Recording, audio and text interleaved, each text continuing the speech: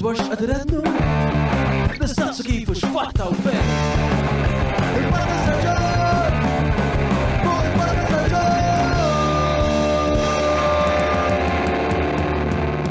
Mela, tlaqna?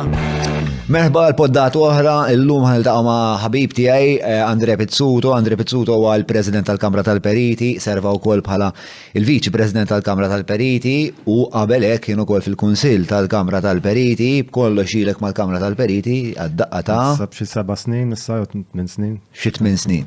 Bil-Kumitat kollox. Għażar. Bil-Kumitat kollox il-8 snin mal-Kamra tal-Periti, il-oħra nifhmu eżatt il-Kamra tal-Periti eżatt x'tagħmel, x'inhu l-irwol tagħha għalfejn importanti li jkollna, x'jista' jitjieb fil-Kamra tal-Periti u aktar minn hekk nitkellmu wkoll fuq speċjal esperjenza ta' Andre bħala perit fil-housing. Ħanitkellmu wkoll ma' Andre dwar dak li jaħseb huwa tnawwir estetiku tat-tessut urban tagħna.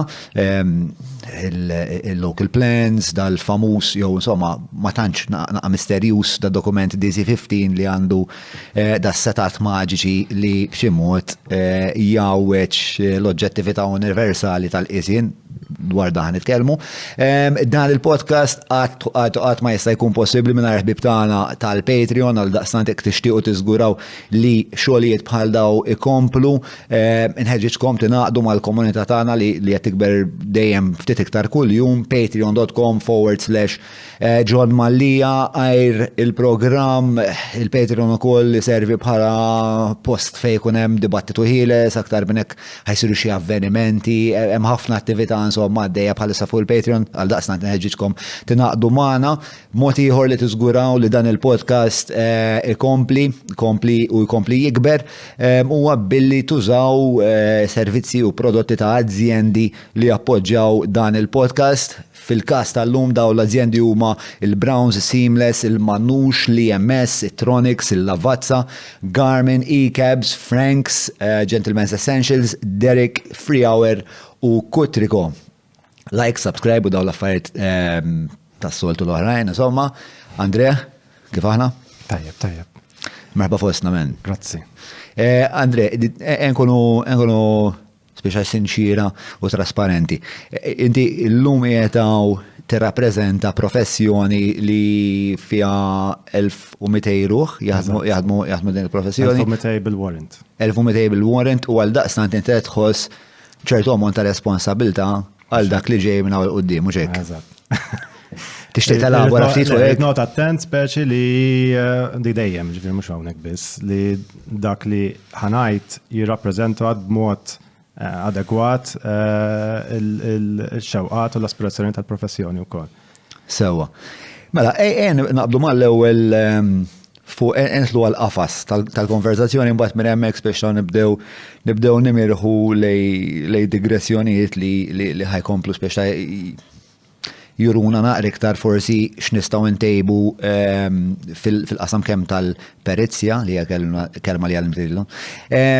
Dawn il-famużi local plans. Sewa, ħafna drabi meta jkun hemm xi jinnaf ikun hemm xi allarma xi tkun se taqa' xi binja u tinbena xi blokka. Ħafna drabi nismaw il-politiċi jgħidu isma' ma aħna m'għandniex tort fl-2006 kienu tfasslu dawn il-local plans u dawn il-local plans jagħtu dritt lil dan il-persuna jew dan l-iżviluppatur biex jagħmel din il-biċċa tax-xogħol, jiġifieri speċjali jgħidu aħna idejna ilhom marbutin mill-2006 ta' xejn ġejjin hawnhekk tippuntaw subajkom lejna. Mela ħanitlu mal-ewwel qafas tat-taħdita. ħafna drabi nisimgħu ħafna dwar dawn il-local plans. Ikun hemm pereżempju xi żvilupp li se jsir ta' xi dar antika li se taqa' jew xi żvilupp max-xatt, naf b'riċetta kemm dak ta' Xlendi pereżempju. U ħafna drabi ir-risposta ta' jew il-politiċi jew in-nies li qed jamministraw hi ismani da kien hemm il-local plans fl-2006 li tfasslu b'ċertu mod li jippermettu lil dawn in-nies biex jagħmlu dan l-iżvilupp. Jiġifieri kważi mhux kważi jkunu qed jisħu li idejhom ilhom marbutin mill-2006 għal xejn qed ngergru bħalissa jekk li tisir xi ħaġa speċjali kellkom tmorru lura fi-żmien twaqfu l-local plans u bekk kien se jafda l-iżvilupp m'hemmx mod ieħor. Ma nafx taqbilx ma' din l-istqarrija ma' għal-issa kemm niddeskrivu il-local plans eżatt x'inhuma. Mela, il-local plans huma dokumenti tal-ippjanar li fuqhom li jirregolaw l-iżvilupp li jista' jsir fit-territorju tal-pajjiż u anke fil-baħar issa. Dan hemm ġerarkija ta' planning documents li l-ogħla wieħed meta twaqfet il-Planning Authority kien l-Structure Plan u issa llum da ġie replaced, mhux illum fl-2015 ġie replaced bl-SPED. Issa, taħtu mbagħad hemm il-local plans. Issa, x'jagħmel l-SPED u x'jagħmlu l-local plans? L-SPED jirregola l-iżvilupp mhux jirregola, jastabilixxi l-iżvilupp li għandu jsir fil-pajjiż long term. Mbagħad suppost taħdem sistema li l-local plans jittraduċu dawk il-objettivi nazzjonali, dik il-viżjoni u jidentifikaw b'mod spazjali, ġifieri mod fiżiku fil-pajjiż fejn għandu jsir ċertu żvilupp. Ħantik eżempju. Mela, jekk hemm politika nazzjonali fuq l-edukazzjoni, pereżempju, jew fuq is-saħħa, dik il-politika kif għandha taħdem, issa ngħidlek.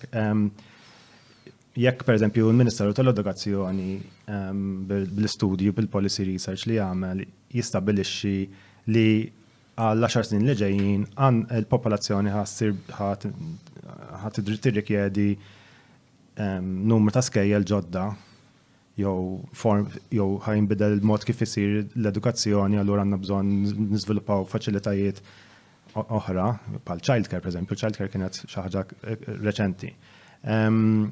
Dan għandu jiġi akkomodat fil-mod kif aħna niżviluppaw u nużaw l-art.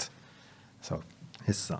L-istess mod, hemm l-iżviluppi l-oħra, ġifieri setturi kollha ta' ekonomija. Issa, il-local plans jaqbdu parti mill-pajjiż u jgħidu sma' mela f'dit triq tista' tagħmel hekk. Jinżel għal-livell tat-triq.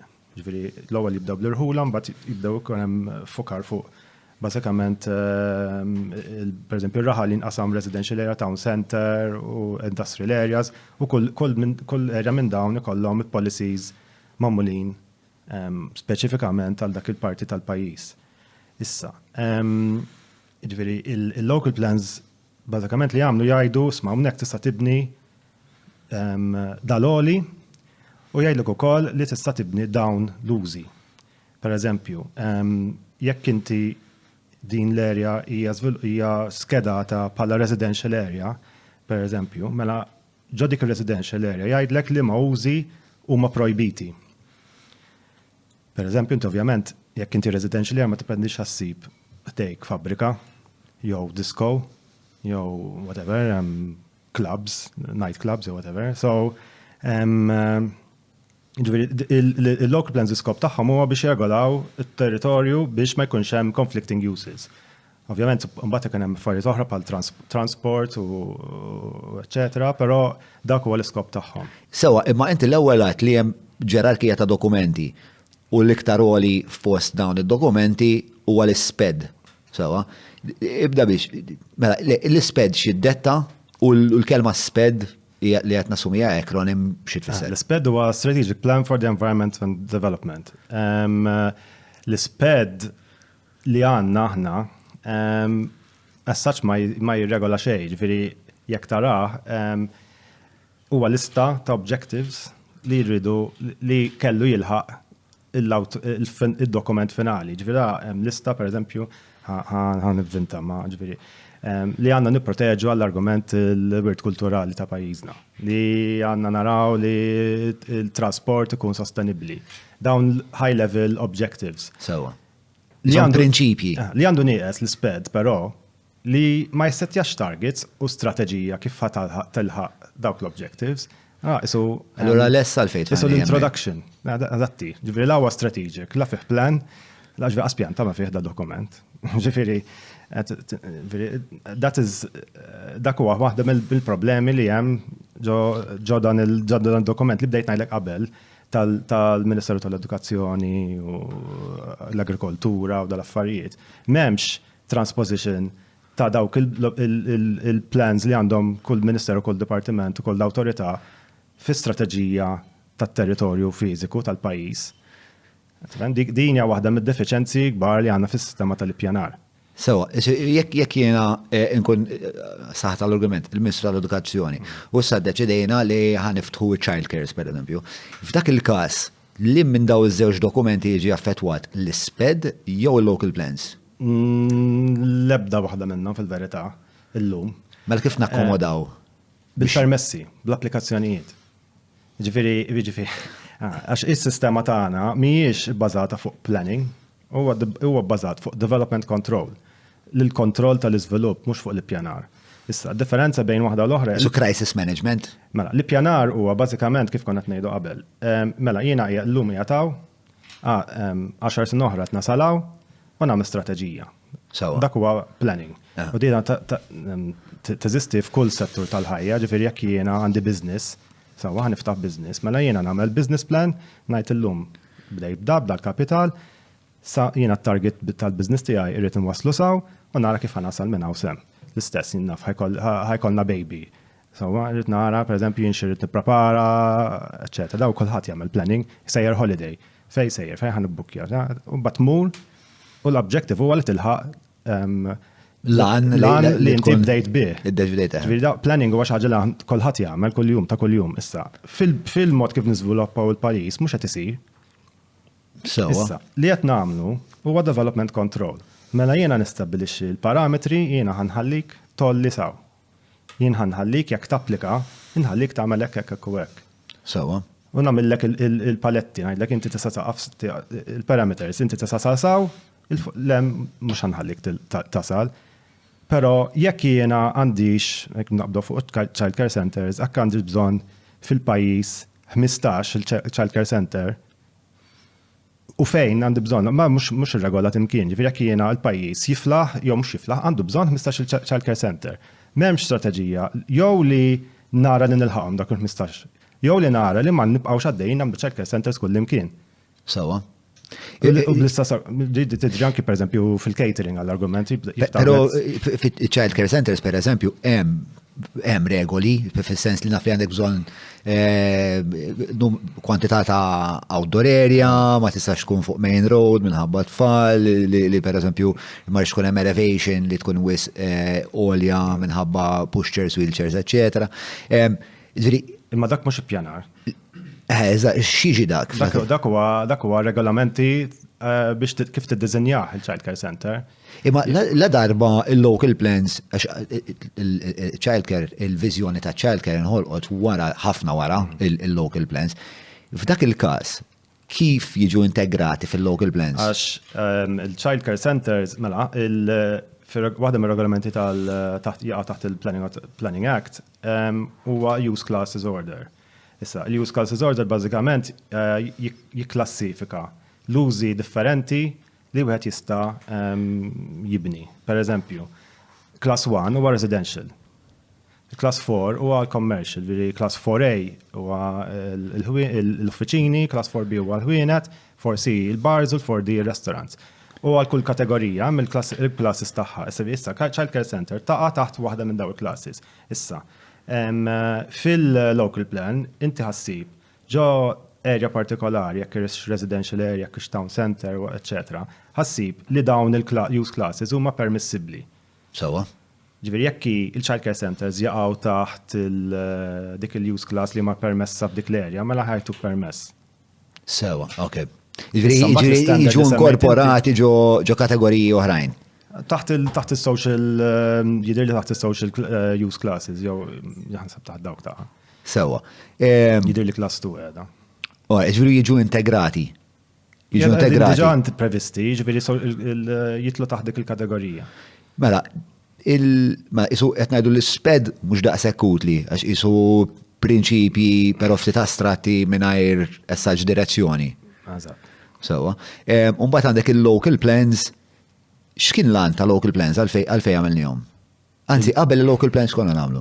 Mela, qabel il-SPED, il-local plans kellna l-structure plan. Il-structure plan kien ħareġ fin-1990, kien l-ewwel dokument tal-ippjanar u kien imħed mill-aħjar fil-fatt dokumenti li għad kellna, għax kien jirregola ksew, kien hemm viżjoni ċara, kien hemm demographic study kif suppost, b'economic studies u viżjoni u da, ġifieri kien magħmul sew l-structure plan, però wara l-structure plan kellu jsiru l-local plans within a number of years qasir ġifieri. Però kienu għaddew 16 sena fil-fatt minn meta ħarġ structure plan sakemm saru l-local plans. In the meantime kien hemm bażikament vacuum li kienet kienu jistriħu fuq l-interpretation tal-policies tal-structure plan biex jirregolaw nafloli u dal-affarijiet. L-structure plan kien iktar id-detaljat mill-isped qed ngħidu. Żgur, mela. U kien qisu jagħmel ix-xogħol tal-isped u local plans daqqa. Le, l-isped irreplace l-structure plan, il-local plans dejjem kellhom isiru, il-local plans jitlu fil-level tal-irħula, ġifieri at local level. Structure plan u aktar nazzjonali. Sewa. Allura, għalfej kellna bżonnhom il-local plans, kien l-użu tagħhom? Il-local plans, mela, mela, ħanibdew bil-konċett tal-ippjanar, ħalli niftehmu aħjar. Mela, il-konċett, il-bażi tal-ippjanar huwa li d-drittijiet ta' żvilupp huma nazzjonalizzati.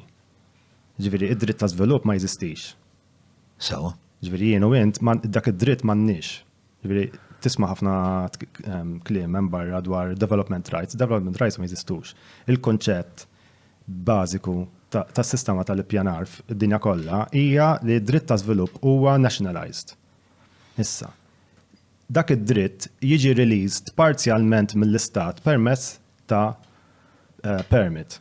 Meta tajt nationalized, skużani, meta tajt nationalized jiġifieri li dik is-seta dak id-dritt huwa purament tal-istat. Tal-istat. U l-istat mbagħad jagħtik permess biex jirrilaxxalek biċċa permess biex tiżviluppa parzjali. Okay.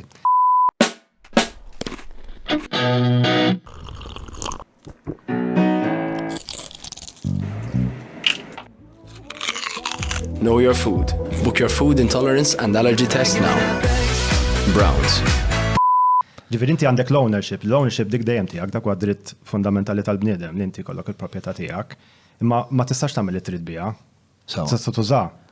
Imma ma tistax tiżviluppa kif trid.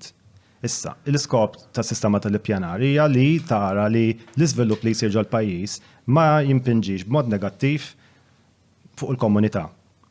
Ġifieri qiegħed hemm biex jissalvagwardja l-komunità, dik hija s-sistema tal-ippjanar. U l-oriġini tagħha ma nafx hekk trid nidlu fiha issa. Nistgħu. Hija essenzjalment pandemija. Ġifieri meta l-oriġini tagħha hija fil-fatt il-cholera outbreaks li kien hemm fil-19th century.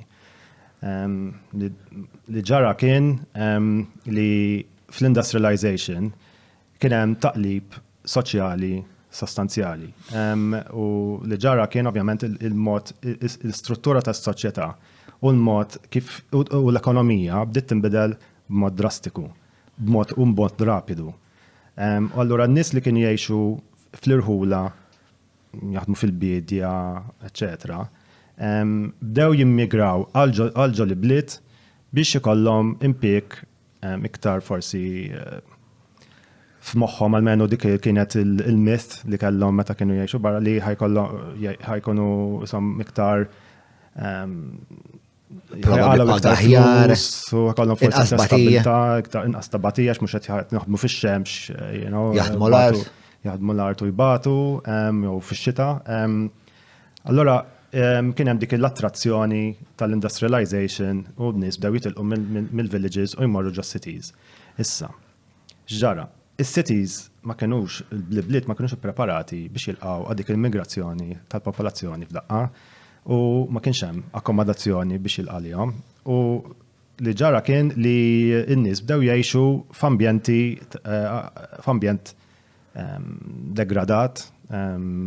Fil-fatt dawn ħafna minn dawn is-sitwazzjonijiet huma nistgħu narawhom kif fil-literatura, ġifieri jekk naraw kotba ta' Charles Dickens pereżempju, David Copperfield, Oliver Twist u dawna, kollha jiddeskrivu l-kondizzjoni soċjali degradanti li kienu jgħixu fiha partikolarment dawn in-nies. Ġifieri so l-iskop u b'saħħa ta' din il-degradazzjoni ambjentali ġol bliet beda jinħoloq il-mart.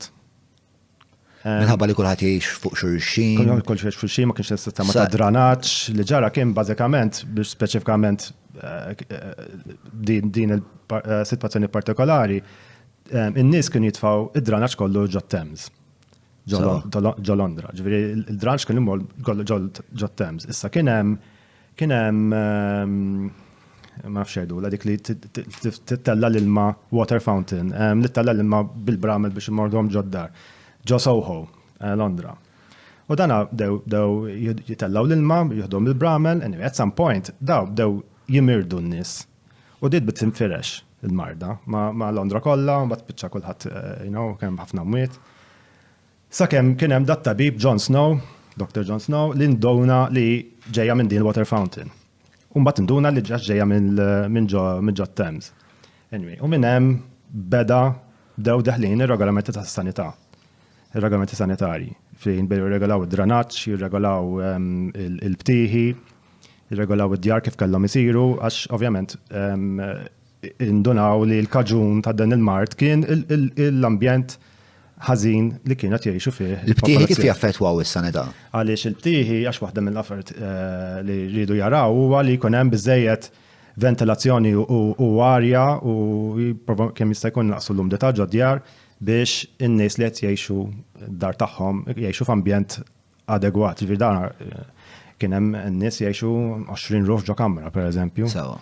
U dawn is-sitwazzjonijiet ma kienux biss Londra, ġifieri anke Malta kellna dawn is-sitwazzjonijiet iktar għall-belt. Il-port kien bażikament Malta kellna sa reċentament kien hemm l-iktar waħda xokkanti niftakar dak il-hotel li kien hemm buġibba.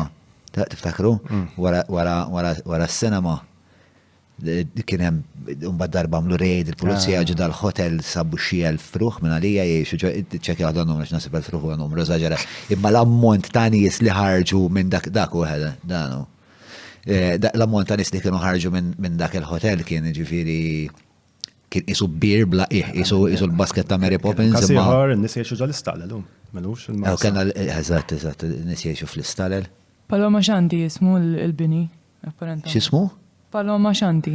Paloma Xanti. Naħseb semmew huma, naħseb l-immigranti stess semmew Paloma Xanti. U kien lukanda le? Triq il-ġifen jew xi ħaġek. Mela triq il-ġifen buġibba. Paloma Complex, right. Paloma Complex jista' jkun li dak. Insomma, komplejna. Jekk isib xi ħaġa dwar għajdin. So l-iskop, mela, ġifieri mbagħad nħolqu regolamenti sanitarji li kienu isu l-precursor tal-ippjanar. Daw bdew jirregolaw il-mod tal-iżvilupp kif għandu jsiru u jibdew jsiru standards bażiċi ta' kif għandu jsir l-iżvilupp. U dawn ir-regolamenti nfirxu mal-Imperu Ingliż kollu, inkluż Malta naturalment. Ġifieri il-regolamenti tas-sanità li għandna aħna huma simili għal-regolamenti tas-sanità kellhom l-Indja. Sewa. U ċertu tip ta' żvilupp ċertu tip ta' djar li naraw illum kienu komuni mal-British Empire kollu. Da kien hemm bis-saħħa ta' din dawn ir-regolamenti kienu bdew inħolqu dak li huma l-Ingliżi jgħidulhom two up to down. Li aħna ngħidulhom it-terrace houses, bażikament kamra, taraġġ kamra, u mbagħad kien hemm il-kxina u t-toilet u l-privi, u mbagħad fuq bedroom u bedroom. Sewa. Ġifieri dak il-layout li naraw aħna regolari ma' kważi ma' Malta kollha, dak huwa wirt ta' din is-sitwazzjoni. Hija pjanta Ingliża li ġiet replikata. Eżatt, ovvjament kull pajjiż adatta bl-istil arkitettoniku ta' ġifieri aħna għandna bil-galleri tal-injam, eċetera, eċetera, ma ovvjament hekk mur l-Ingilterra ħassib il-bay window pereżempju minn flok. Sewa. Ġifieri kull pajjiż kellu interpreta Mbagħad tal-bixra kulturali tiegħu spjeċta.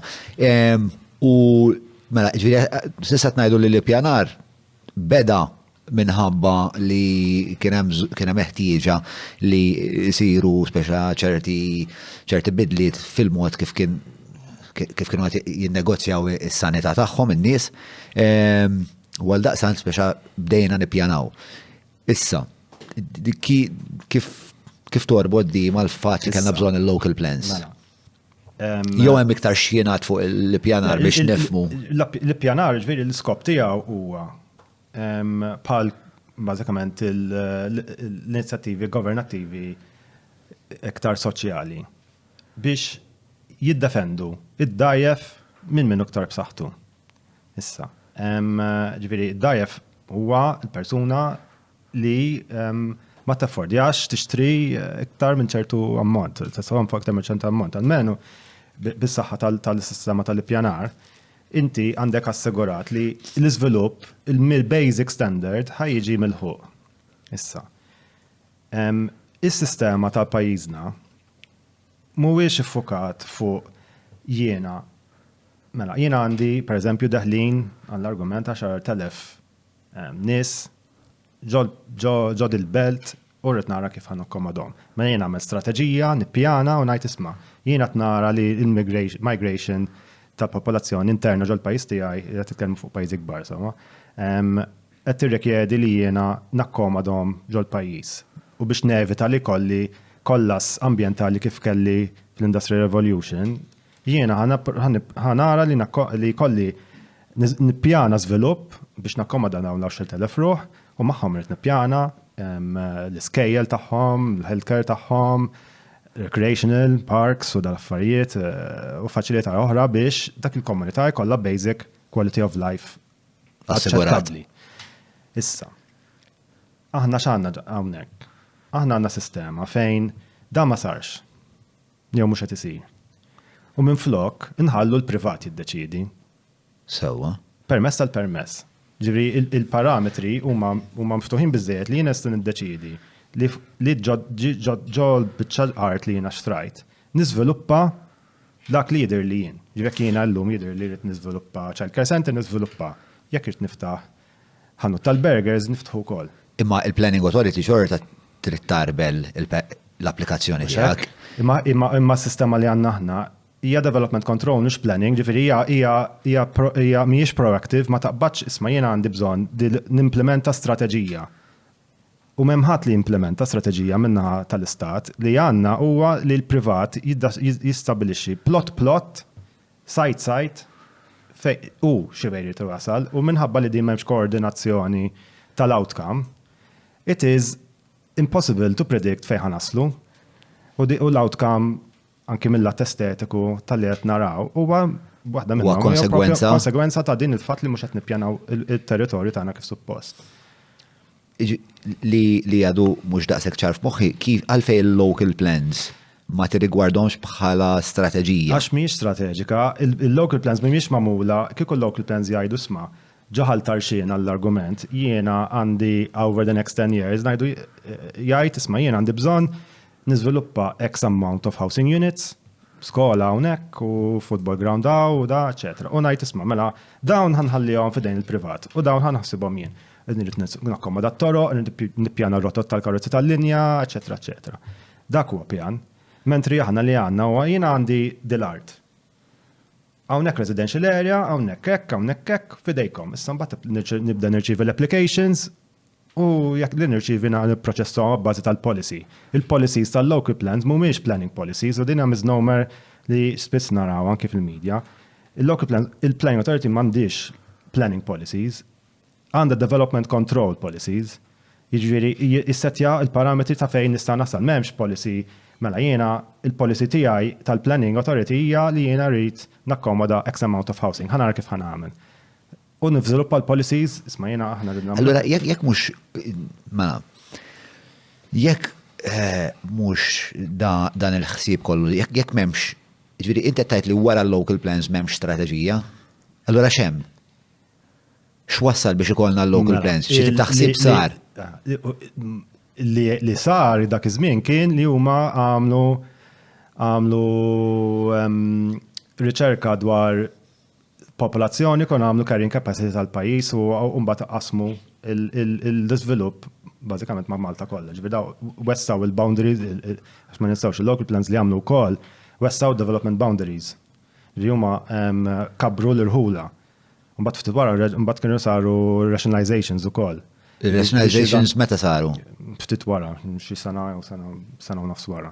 Ġifieri li jagħmlu local plans kienu wessaw id-development footprints tal-irħula kollha li dik kienet ukoll żball enormi. Għaliex?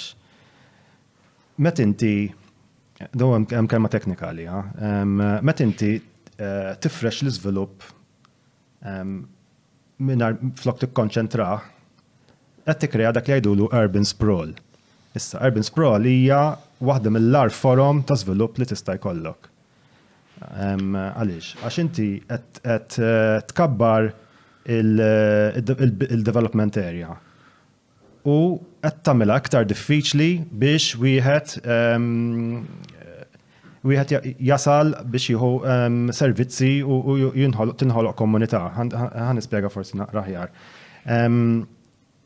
L-urban Għax dejjem qed bedek li hemm iċ-ċentru. bedek miċ-ċentru. ċentru allura aktar inti qed toħloq distanza bejn is-servizzi u l-persuna fejn jgħix. Issa, hemm ktieb magħruf ħafna fost, speċjalment min jistudja planning u urban design, anke min jagħmel arkitettura, jismu The Death and Life of Great American Cities. Nirrakkomandahulek ta' Jane Jacobs. Jane Jacobs, importanti ħodu nota, The Death and Life of Great American Cities. The Death and Life of ma bid-death jibda, jiġri bażikament il-ktieb huwa pozittiv speċi dal-ktieb. Hija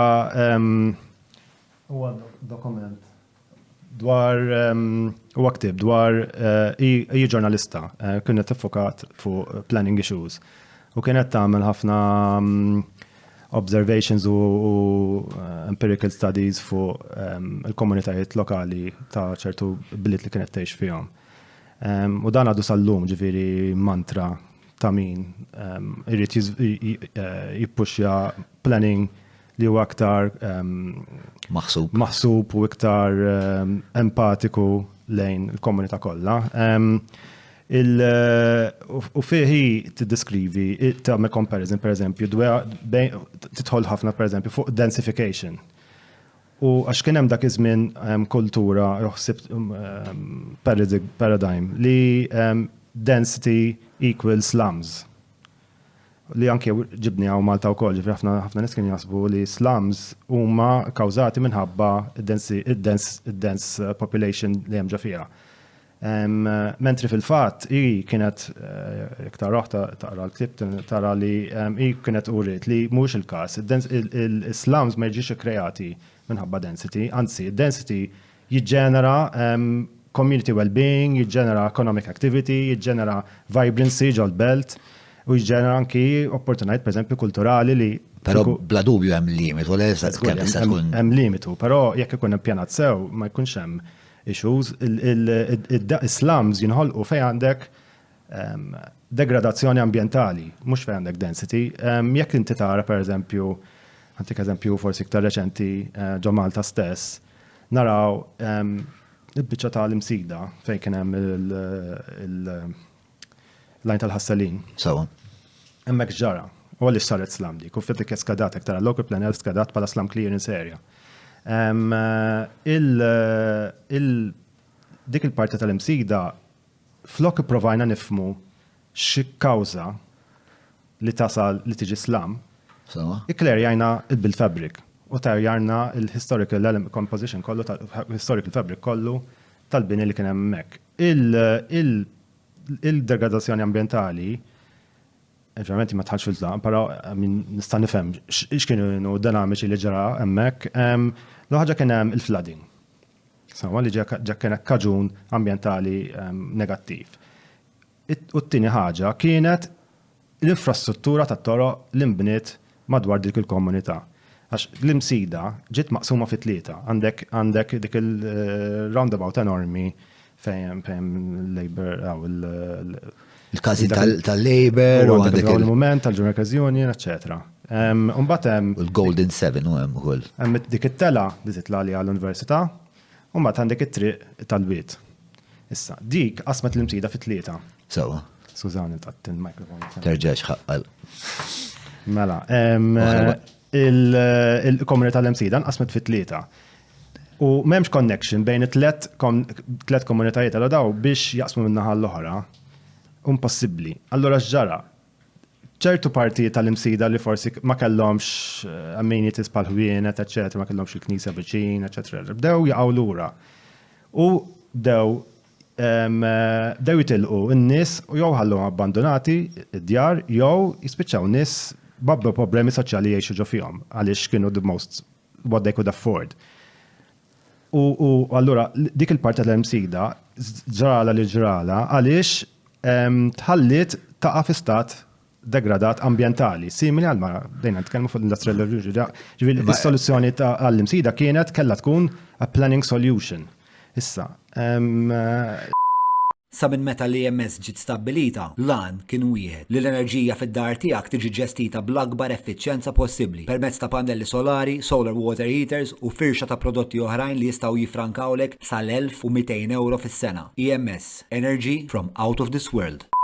Ma issa qed tipponta wkoll għal mhux problemi ambjentali biss manka problemi soċjali bħal donnu li dawk l-uħut li mhumiex kapaċi jħallsu ċertu kirja jispiċċaw jgħixu f'post li huwa naqra iktar imwarrab mill-knisja, mill-ħwienet, mill-bandli. U għal daqstant ishom jikkongregaw kollha f'post wieħed u minħabba li m'għandhomx daqshekk forsi seta' finanzjarja, forsi jkollhom anke xi problemi tas-saħħa, eċetera, eċetera. Dak il-post jibda jiddegrada ruħu u possibilment dawk in-nies li ma jkunux jifilħu ċertu kirja ħajmur joqogħdu fejn jifladjax hemmhekk jaslu. Isu kollox f'daqqa. Id-degradazzjoni ambjentali wassal għad-degradazzjoni soċjali għalhekk hemm bżonn li meta nitkellem fuq żvilupp sostenibbli nifhmu eżatt x'aħna ngħidu. Ġifieri żvilupp sostenibbli huwa żvilupp li jieħu in consideration l-ekonomija, l-ambjent u s-soċjal. Jekk inti mhux qed tarahom it-tlieta tara biss l-ekonomija. Sawa. ħajba jkollna. Daw is-sitt statijiet bħalma għandna l-imsida pereżempju. Ġifieri jekk hemm dak l-iżvilupp ta' infrastruttura li kien sar naħseb qabel in-90s beda hemmhekk dak it-toroq kollha eċetera, waslu biex dik l-infrastruttura mbniet biex jakkomoda jaġevola t-trasport tal-karozzi u tal-goods and services. Ġifieri kien hemm fokus fuq l-ekonomija biss f'dak il-moment, ma kienx hemm studju tal-konsegwenzi ambjentali u soċjali ta' dak il-żvilupp. Sewa. Biex mor lura local plans. Sewa. Li minn daw it-tlet għanijiet ħarisna l-aktar lihom l-ekonomija, l-ambjent u soċjal. Qed inħoss li l-tweġiba hija l-ekonomija. L-ekonomija naħseb kienet driver tagħhom, ġifieri dina ovvjament hija l-opinjoni tiegħi fuq il-local plans, però jiena naħseb li il-local plan kien translation ta' ħsieb politiku u ta' modell ekonomiku għal pajjiż u li kellna il-konsegwenzi qed narawhom. Ġifieri il-modell ekonomiku li stabbilixxa dawn il-local plans kien jiena ħanifresh il-development potential fuq kulħadd, ma ninsewx aħna għandna waħda mill-ora rati ta' ownership ta' proprjetà fid-dinja, ġifieri fl-Ewropa żgur. Ġifieri jekk 85% tan-nies għandhom proprjetà tagħhom, meta inti qed tiżżid il-development potential fuq kull proprjetà indistintament, qed tikkrea kapital valur capital wealth fuq kull minnu property owner. Daw il-85% din l-istatistika meta nġabret? Din hija statistika tal-annisod. 85% ġifieri qed ngħidlek approximately ma jidhirli x'imkien hemm din. Ċekkjaw illum il-ġurnata l-qreb waħda. U meta qed ngħidu daw il-85% ta' dawk l-uħut li huma jistgħu jixtru proprjetà fis-sent qed neskludu tfal, insomma l-anzjani jistgħu jkollhom proprjetà, qed neskludu tfal minna? Ejja bil-fors. Il-population ta' adulti li jistgħu jixtru proprjetà qed ngħidu probabbli. Hekk huwa? Hekk suppost. Hekk suppost. Ma dik xed naqraw hawnhekk. Ma the statistics illustrates the home ownership rate among the total population of Malta between 2008 and 2017. Home ownership rate in Malta from 2006 to 2008. Jow, badel, zoom jana uħraġ farfet il-lejlejn. Dejjem żdiedet, bqanijiet li ħanara x'inhi il-tendenza. Titlobna ħalsu da? Da, rajti da jaf li Maltina għanna li IPTV. Mela, fl-istess il-ma dejjem kienet bej 79 qed nara sew u l-81. Sewa, alright, mela ġveri aħna għandna waħda mill-ogħla home ownership rates tal-Ewropa. F'konsegwenza ta' din, meta il-local plan, għaxam, waħda mill-affarijiet li il-local plan, barra li wessat il-development boundaries, daħlet bdiet tolli il-building heights. Mela inti kellek Il-local plans? kellek bini kien għamel 20 ta' snin terrace house ta' żewġ solari u b'daqqa waħda bil-local plan daw saru jew 3+1 jew 4+1, il-3+1, 4+1 minn hemm ġiet ġifieri minn local plans. Minn hemm bdejna ngħidu għadi. Issa, ovvjament 3+1. Spjegalli 3+1 għal-min. 3+1 huwa l-għoli, ġifieri inti għandek 3 solari u l+1 huwa l-penthouse. Il-penthouse huwa kun solar ritirat. Post ma jidhirx mit-triq. Issa. Naturalment, speċjalment l-iktar fuq il-4+1, minn dar, inti f'daqqa waħda għandek 4 solari appartamenti plus penthouse. Ġifieri int ara il-capital value ta' dik il-dar li kellek kemm għolit. Sewa. Ġifieri il-modell ekonomiku li ħareġ minn dan it-tip ta' local plan huwa li flok qed nifukaw fuq productive wealth li jiena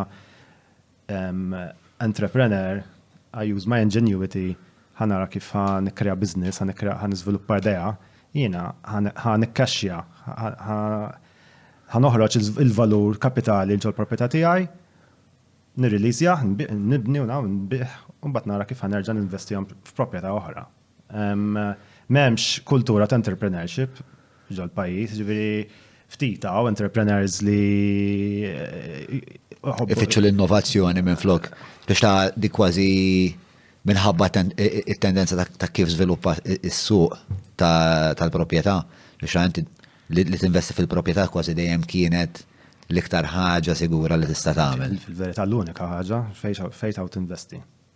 Fil-bonds forsi, ma l-bonds normalment ikunu biex dak li kun jagħmel żvilupp fil-proprjetà x'imkien ieħor, ġifieri. Jew kollok idea u tinvesti l-flus dik fl-idea biex jinnaf biex toħloq intraprizi jinnaf għal-11 Malta jew Likebs or whatever. Dejjem la Likebs naqgħu. Xanament. Mela, all right. Issa. Għettajt li il-local plans ma sarux għamil dik id-distinzjoni li ma sarux bi-strateġija, saru kważi esklusivament ma nafx xattajtek, imma żgur li jaffettwaw il-qada ekonomika ta' ħafna nies. Fil-verità tejbu għal-qada ekonomika ta' ħafna nies. Sewa. Però mbagħad l-opportunity cost ta' da qed ngħidu probabbli fis-sens. Ma ninsawx il-kuntest, ġifieri aħna il-local plans ħarġu sentej wara tħallna fl-Ewropa. Ġifieri kien hemm ukoll dik l-aspettattiva li jibda jiġu l-barra l-Ewropej jixtru proprjetà hawnhekk. Ġifieri kien hemm diġà dak is-suq dik il-ħsieb li ħanikkreaw suq ġdid bil-proprjetà għax issa tħallna fl-Ewropa. Għax ħakun hawn influss. U ma kienx kalkulazzjoni ħażina. Kienet previżjoni perfetta fil-verità. Eżatt. Il-problema kienet kif qed ngħidu, ġifieri ma kienx ippjanata.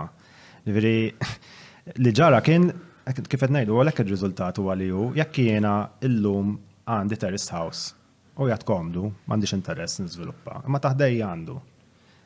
Mela jiena ħallejta two floors, taħdejja tella il-4+1 li għandu. U taħdejk naħa l-oħra wkoll. Forsi ma jew bidlu l-policies u flok 4+1 illum nista' nagħmluha oli differenti, eċetera, eċetera. U kulħadd għaddej għal rieħu mentri meta nbnew oriġinarjament, dawn bnew f'daqqa.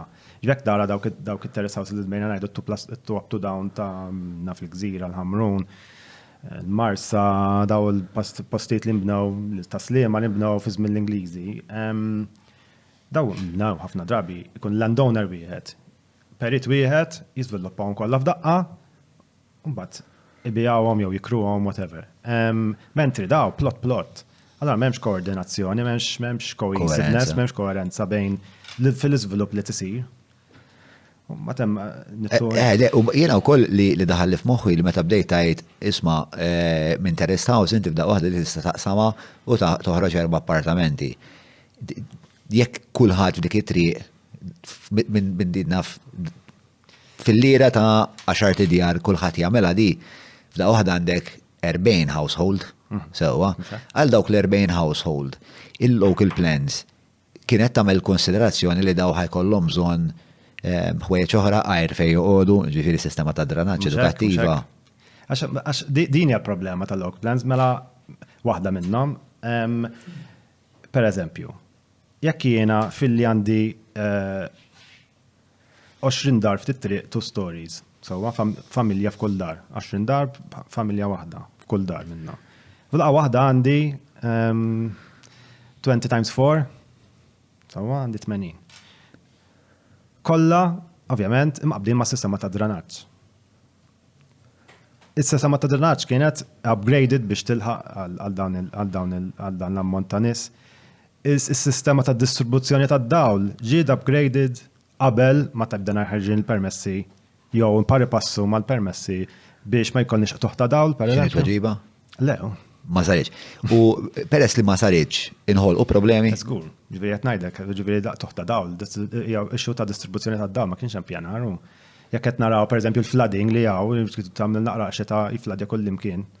Għax mhux qed nippjanaw is-sistemi infrastrutturali tal-pajjiż. Jekk inti qed tibni fuq art li ma qabel kienet LEE u issa saret mibnija bil-bini, x'imkien irid imur l-ilma. Sewwa. Issa jekk mhux ħaniddeċidu aħna fejn ħajmur, ħajdeċidi hu u jimxi kaxkar kollox fit-toroq. Dik is-sitwazzjoni għalhekk ikollok pjanar sura ta' nies. Sewwa. Għajr din il-problema Għalhekk qed nenfasizza di tal-development control kontra l-planning, għax il-development control ħruġ tal-permessi is only a part of the whole system. Inti tittara s-sistema kollha. Qed ngħidu il-development control dejjem irid ikun hemm fl-aħħar mill-aħħar. Irid ikun hemm bil-fors. Però irid ikun hemm sejjes fuq strateġija u inti tgħid li dik l-istrateġija ma mhix koordinata u ma teżistix. Ġifieri kif qed ngħidu li ma taxxita fejn jmura. Ma jmur imkien. Sewwa. Forsi nagħmlu l-ara calverts l-ewwel hemm biex niddevjaw l-ilma mbagħad fejn jmur mill-calvert. Hemm xi sistema fejn niġbru l-ilma u nerġgħu nużaw grey water or whatever, hemm xejn. Jekk tara sisbeħ ħana nħobbu nitkellmu fuq Dubai u Singapore, is-sistema ta' distribuzzjoni ta' ġbir tal-ilma hija straordinarja. Ġifieri għandhom awtorità apposta, ġifieri għandhom sistema mal-ilma, ġifieri apparti l-ilma tal-mejn li nużaw is-soltu, għandhom sistema oħra parallel grey water, ġifieri l-ilma kollu jkun hemm ġottoro, jinġabar, jiġi filtrat u jerġa' jiġi ċirkola ġod-djar. Jużaw għal-flashings. Marina Bay Sands fejn jagħmlu l-Formula 1 fejn dik il-hotel dak it-torri bil Mhix familjari, Marina Bay Sands fejn jiġi? Singapore. Dik il-bajja hija rainwater. Għax inti tħobb il-Formula 1 ukoll. Ma nafx ħipi ġifieri tħobb il-Formula 1 nisduq GP il-Madonna. So, skużani. Ġifieri Marina Bay daħħolqu bajja artifiċjali. Il-mikrofoni kienu. Daħħolqu bajja artifiċjali. Sewwa. Madwar abnew torrijiet, eċetera. U l-bajja però hija ilma miġbur mix-xita. Ġifieri they don't lose any of the water. Għalhekk hemm il-multi kbar ġo Singapore jekk titfa' sigaret jew chewing gum hemmhekk teħel eluf ġifieri multa. Għax huma l-ilma li jiġbru huwa importanti. Għandu valur enormi u ma jerdux li lek tinkwinaħ. Mhux hekk? Għax wisqazzi. Qed iżidan il-kost biex inatfuh. Sewwa. Issa għajr mela dan nuqqas ta' pjanar jikkawża, il-nuqqas ta' pjanar li minnu li fuq sejsu local plans jikkawżaw iktar problemi. Mela, John, x'inhi l-iktar ħaġa li gorru tisma' l-nies igorru? L-estetika. Imma parti l-estetika jitgorru wkoll fuq il-fatt li m'għandhom spazji miftuħa. Per Sewwa. eżempju, issa, inti spazji miftuħa ma x'qed pretendi li d-developer fuq flusu biex jqgħod jibni l-parks. Dak jagħmlu l-gvern hu. Mhux hekk? Issa jekk m'hemmx ġol local plans pjanati parks, ħadd ma jagħmelhom daw. Tippjanahom daw. Il-local plans qatt ma ħadu f'konsiderazzjoni il-fatt li jaf ikollna bżonn parks. Mkien, ġifieri m'hemmx żoni forsi jagħmlulek pjazza. So, imma nisma'hom jitħattu fuq pereżempju green areas. Ma per eżempju jekk tara daw li jimin ta' qali u daw di titmur bi-karozza biex tmur, ma tistax toħroġ inti minn ġoddar timxi pass ma' tfal u toħodhom ġol park taħt id-dar tiegħek tittaqbad il-karozza tmur x'imkien ieħor. This is not sustainable u this is mod kif ngħixu. Mhix normali, aħna mdorrijin hekk, imma barra pajjiżna mhux normali di. li inti biex kull ma tagħmel tittabba karozza biex tagħmilha, mhix normali, assolutament. U bħal pajjiż żgħar bħal tagħna li vera faċli suppost nagħmluha kif suppost. We get it so wrong. Is-seamless qed jaħdmu lid-dar, daqshekk napprezzah xogħolhom. L-għażla tal-ħami hija wiesa, il-kwalità hija għolja u r-reqqa li biha jinħadem ix-xogħol impressjonani. Meta oqra ħbieb jeħtieġu xogħol ta' dan it-tip, jien nibgħatu man Seamless.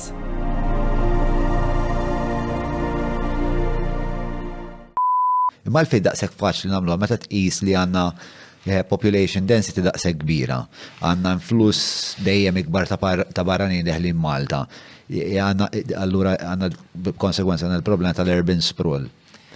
X'kellu jsir biex niżguraw li jkollna daw l-open spaces li ngħidu isma' għaw carrying capacity ta' X amount, ma jinistawx ndaħlu iktar nies fil-pajjiż, bħalissa Norman l-ewwel sejjer ħaġlek jien.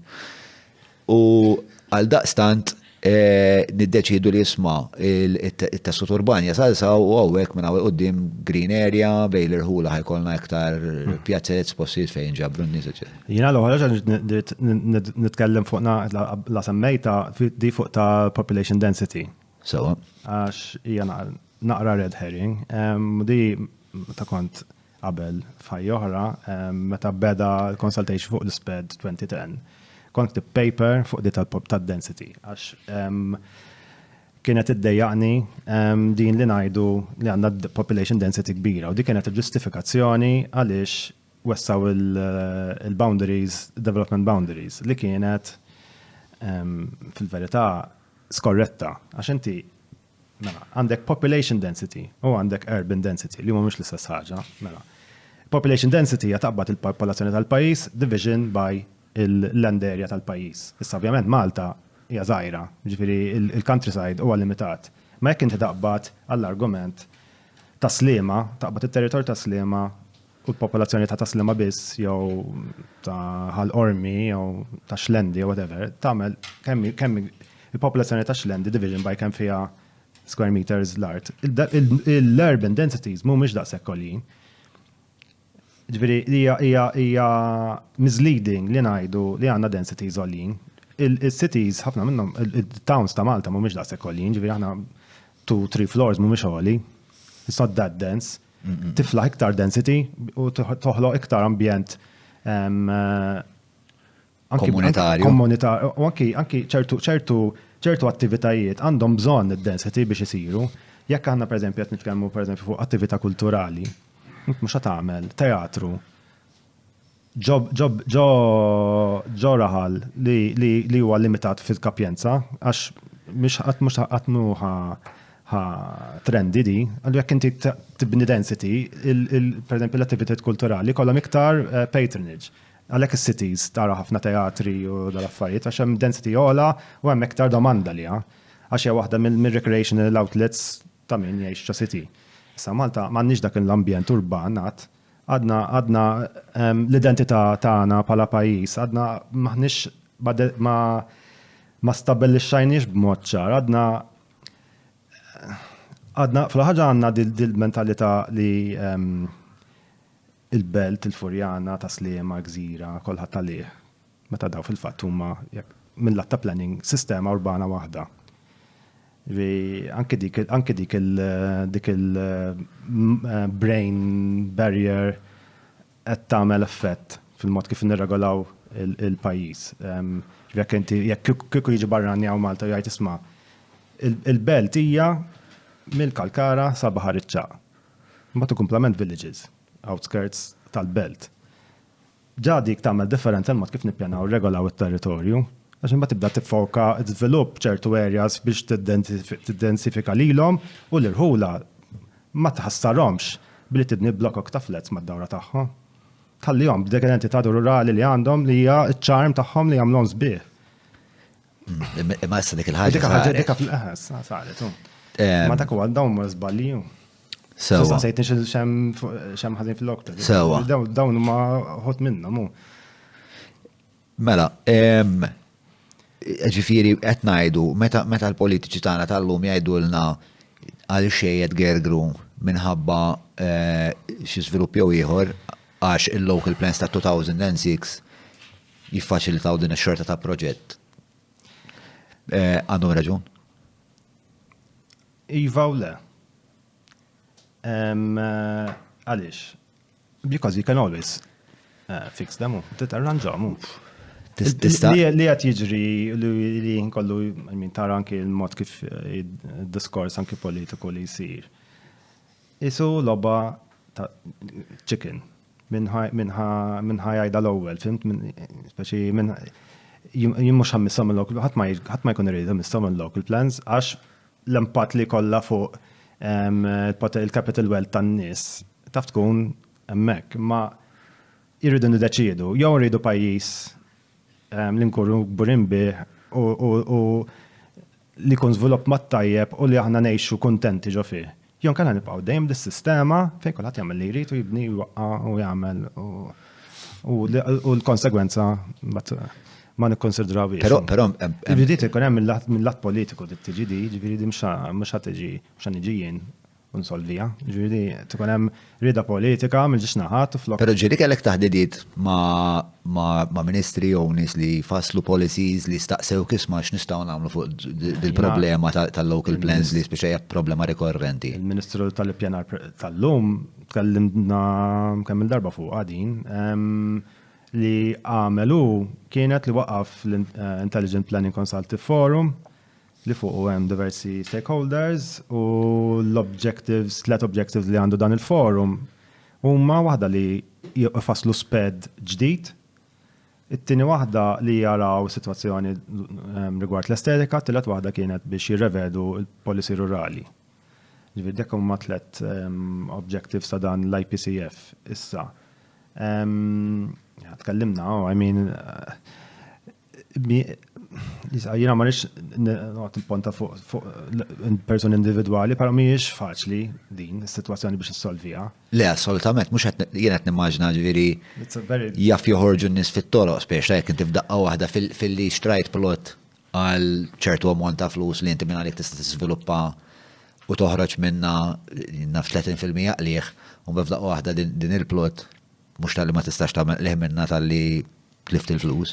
Ma anki mhux dik biss, mhux l-ikkam personali, ma anki l-industrija madwar, ġifieri l-industrija ta' kostruzzjoni hija ovvjament issa mdawra b'din is-sistema ta' pjanar, ġifieri jekk nibdew missuha, ħajkun hemm ovvjament ċertu reazzjoni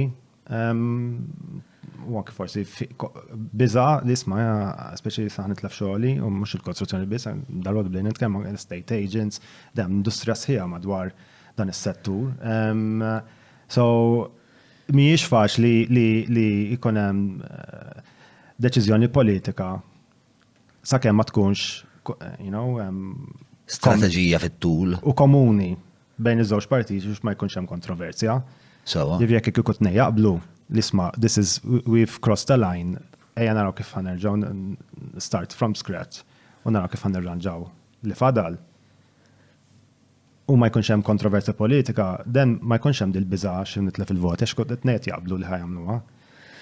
Il-problema hija min jekk mhux lesti li jagħmlu l-ewwel pass u jindirizzawha sew il-problema. Imma idiet din il-ħaġa tajda donnu żgur ħajkun hemm riperkussjonijiet finanzjarji.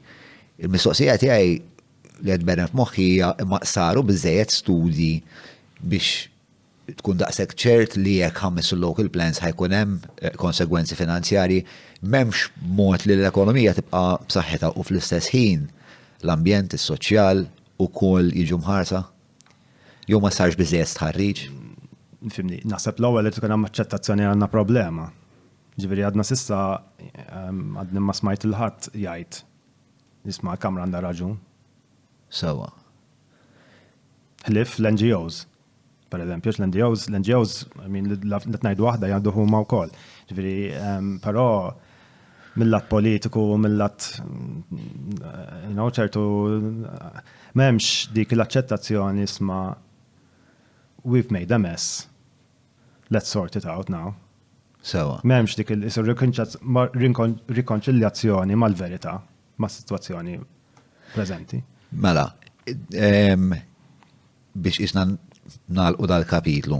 Il-problemi li ġabu magħhom daw il-local plans huma ta' xorta estetika, nuqqas ta' spazji miftuħa, x'aktar is-soċjal iddegrada ruha. L-infrastruttura, qed nitkellem ħafna affarijiet, ġifieri dawn bażikament kollha joqtu il-mod kif ngħixu, l-kwalità tal-ħajja tagħna, ġifieri jekk aħna Antik eżempju ieħor. Mela, ir-retail. Imma il-popolazzjoni għalfejn mhijiex mela il-politiċi jibżaw jgħidu li għandna problema minħabba li jibżaw jitilfu il-voti kif ukoll il-finanzi ukoll. I'm pretty sure. Hemm saffiħor fiha di. Imma il-popolazzjoni ġieli jsir stħarriġ, ġieli sar xi sondaġġ mal-popolazzjoni biex naraw kif iħossuhom fuq l-iżvilupp. Naf li f'dak is-sondaġġ tal-Ernst Young intqal li waħda mill-akbar raġunijiet għalfejn jixtiequ jitilqu minn Malta n-nies iż-żgħażagħ huwa minħabba l-ambjent u ħabba żvilupp li qed isir mingħajr biżejjed pjanar. Jekk tista' tellaħam. Mhux dan is-survey, ġifieri surveys anke tal-Malta Today u tat-Times u da, anke nimmaġina anke ġol partit internament jafu li din hija waħda mill-prijoritajiet tal-opinjoni pubblika. Sewwa. U to be fair, it-tnejja jippruvaw meta jitkellmu, it-tnejja jitkellmu fuq il-bżonn li nħeddu l-ambjent, imma li nirranġaw il-problema tal-ippjanar qatt ma jgħidwa b'mod dirett. Sewwa. U dika minn hemm irridu nibdew, ġifieri is-sistema tal-ippjanar mhux taħdem. Ġifieri s-sistema tal-ippjanar hija bażi, waħda mill-bażijiet, ġifieri waħda mill-affarijiet fundamentali ta' gvern, ta' kull gvern. Ġifieri jekk għandek m'għandekx pjanar, m'għandek xejn. Ġifieri anke pajjiżi kapitalisti, ġifieri l-ippjanar għandu mindset iktar soċjalista għax hija tippromovi il-public good over private interests. Ġifieri it's a socialist program of government, pal free education, pal free healthcare, etc. Manki ġo pajjiżi kapitalisti bħal l-Amerika għandhom sistema tal-ippjanar. Vera mhux daqshekk, ġifieri żviluppata forsi daqs dik tal-Ewropa, hemm ċertu affarijiet li jagħmlu huma naqra għallina l-Ewropej naqra dawiet, ġifieri, imma xorta għandhom sistema ta' pjanar, għax kulħadd ħalli free for all, nispiċċaw bħalma kellna fl-Industrial Revolution kulħadd jagħmel li jridu. Mela, ħanaddu għal kapitlu li mis li huwa perfettament imżewweġ ta' mela. Reċentament ġifieri dan id-dokument. Misterius. Hija mela ferra, jesu tiegħek. Ġifieri dan id-dokument misterius li huwa DC-15, correct? DC-15. Issa DC-15 għandu il-kapaċità li jbiddel l-oġġettività universali tal-isin. Sewwa.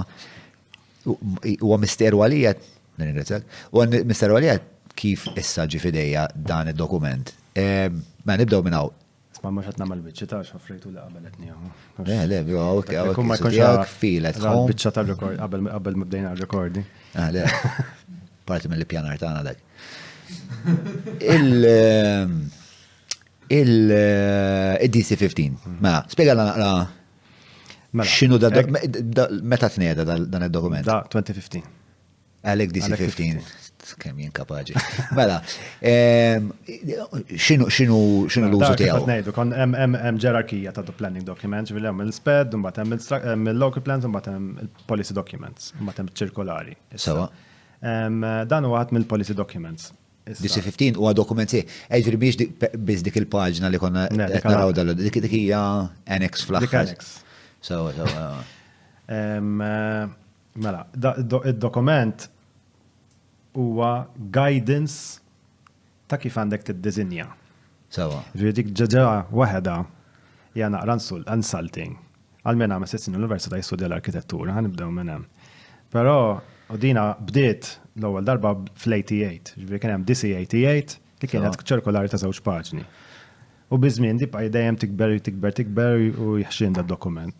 Mbagħad tkun wasal sa DC-07 kien l-ikbar wieħed imbagħad ħarġu dan provaw inaqsu il-policies li kien fih għax kien hemm esaġerazzjoni. Ġifieri tant jirregola d-diżinn da li fil-verità l-arkitett, il-perit, ftit fadallu x'kontribwixxi minn tiegħu, tant huma stretti ċertu affarijiet. Ma da mhux kongruenti mal-viżjoni tiegħek speċjal il-gvern kważi jiddomina dak li tista' tagħmel inti bil-proprjetà? Le, mela. Taqbel miegħu ġifieri? Li jsir pjanar, naturalment, u li jirregola d-iżvilupp. U li jirregola d-dizin? Mela, ir-regolamentazzjoni tad-dizin wassal għal jett naraw dwarna. Hija sistema fallimentari. Ħa nispjega l ftit kif taħdem. Jiena waħda mill-problemi nara fid-dizin hija li m'hemmx konsonanza bejn binja oħra. Allura jekk il-gvern qiegħed jiddetta jekk l-istat ħatar board biex jiddettaw x'jista' jsir, kif jista' jkun hawn nuqqas ta' konsonanza meta suppost hemm isu l-orkestra. Ħanitkellmu ftit fuq l-arkitettura mela qabel ma nitkellmu fuq di. Mela. Cheers. Merħba fostna. Mela, l-arkitettura aħna x'nitalmu l-università biex dak li jkun x'qed tagħmlu 6 snin meta tagħmlu dal-porkeriji. Mela, is-6 snin li ngħaddu ġol-università huwa li nitalmu kif tiddiżinja f'kuntest.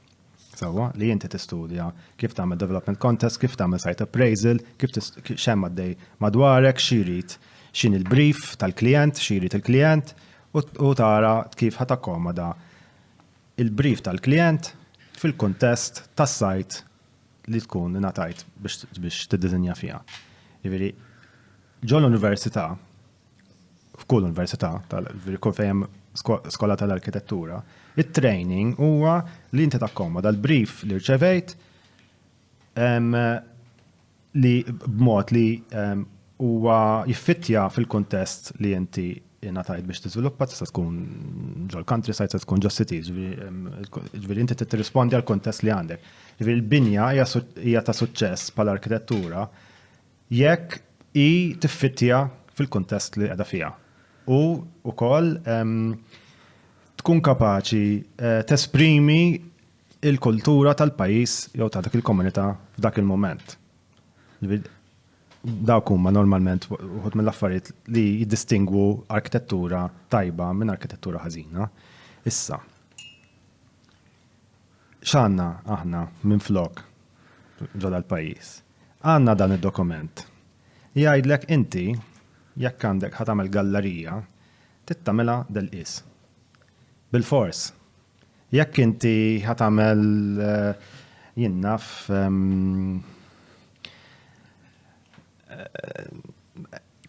kif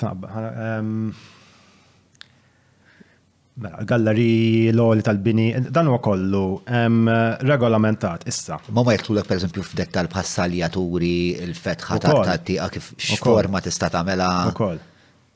Issa, mela. Konna ngħidu li l-arkitettura suppost qiegħda hemm biex tirrispondi għal kuntest. Issa, jekk tara id-definizzjoni ta' kuntest hija f'dan id-dokument u anki fil-liġi. Sewa. Il-kuntest huwa wkoll mhux biss li hemm illum, imma x'jista' jsir fil-futur. Ġifieri jekk inti għandek triq li għandha development potential terba' solari, ma fil-verità tnejjem l-oli huwa ta' tnej. U jiena ħankun l-ewwel wieħed. Jien m'għandix ma xiex norbot bħall-arkitettura, ġifieri kieku kellna insaddi 15 sal-local plans. Kieku jiena kelli nagħmel arkitettura sew, jiena l-kuntest jirrikjedi li hemmhekk żewġ solari nagħmel għax hemmhekk hekk hemm. U ħafna nies hekk jippretendu għax kera. Imma fil-verità il-local plans qed jikkrejaw puxjatura ta' żvilupp lejn dik id-direzzjoni issa. U l-push ġejja mill-lat finanzjarju. Ġifieri jiena mhux ħajġi perit li u jgħidli mhux ħanħallik tella l-erba' solari u jtellifni għall-argument 200,000-300,000 euro. Mhux mejjel, mhux ġib perit ieħor li ħajmel ili. Ġifieri għax jien għandi dritt li niżviluppa. Li da dritt ma jeżistix kif kont qed ngħid qabel, ma jeżistix da dritt, imma dina hija dritt li huma they perceive that they have a right, ma teżistix. Il-verità din il-dritt ta' żvilupp hija expectation primarjament politika. Jiena jiena ma x'ħatalli niżviluppa, jiena għandmur neddek bil-votu. Ġifieri din hija diffikultà. li ma nafx kif ħorġu minna, imma biex immur lura għal-di tal-arkitettura, Sawa. jekk jiena m'għandix kuntest ma xiex norbot, għax jiena naf li għadha petada, daw il-bdjar kollha ta' solari xi darba ħajaqgħu, dal-kuntest ma jeżistix. I'm designing in a vacuum. Fimt? Allora, għan nifoka fuq il-faċċata tiegħi, għax jiġri madwar ma nafx ħajġri l-qoddim. So m'għandekx kuntest ma xiex torbot, u l-arkitettura ma xiex issir b'dal-mod. Forsi titobbliga l-perit li mhux kemm jagħmellek permess għal faċċata tiegħu imma rid jagħmel fl-application tal-permess jagħmel il-faċċata tal-blokka kollha kif għandha tiġi u la darba nistabilixxu u naqblu l-faċċata tad-dawra kollha kif għandha tiġi. Tajjeb. U mbagħad jista' jibda. Qed titgħallem il-planning, għax hekk Tara għandek. jien kapaċi. Mela, kieku biex tissir sew di, u għalhekk dan huwa again fundamentalment ħażin fil-sistema tal-ippjanar, jekk aħna iddeċidejna li din iż-żona għandi bżonn nagħmel densification program fiha, ġifieri minn 2 floors intellaħħa floor. Sewa. Int ma stax taqbad ta' tagħmilha hekk. Ġifieri jekk inti tagħmel densification program, trid tistudja l-land ownership, trid tara kif ħatamel biex dik idealment l-iżvilupp isir kollu f'daqqa kif qed tajt inti, u d-diżinn isir Ma forsi m'hemmx għalfejn l-iżvilupp isir kollu f'daqqa. Almenu kien hemm diżinn. Ma Ikun hemm proġett. Jekk ma tagħmlux f'daqqa. Ħaj jispiċċa jkollna kif għandna llum sitwazzjoni fejn jiena llum ħanwaqqa nagħlaq it-triq nitfal krejn fin-nofs, trab u storbju u da. Sewwa, mbagħad lest jien u jibda taħdejja. U nerġgħu nagħlqu l-krejn u da. Inti qed tipponta lej l-inkonvenjenti, inti qed tipponta lej il-fatt li di ħatqażis il-kulħadd biex sakemm tiżviluppa kollox. Imma It's part of our life, imma dis, ġifieri aħna li ngħixu f'construction site kontinwament is something we have to all live with. Eħle ma jien forsi Sajna ngħix fil-kostruzzjoni ġifieri ngħix minna di, ma dejjani wkoll, ġifieri.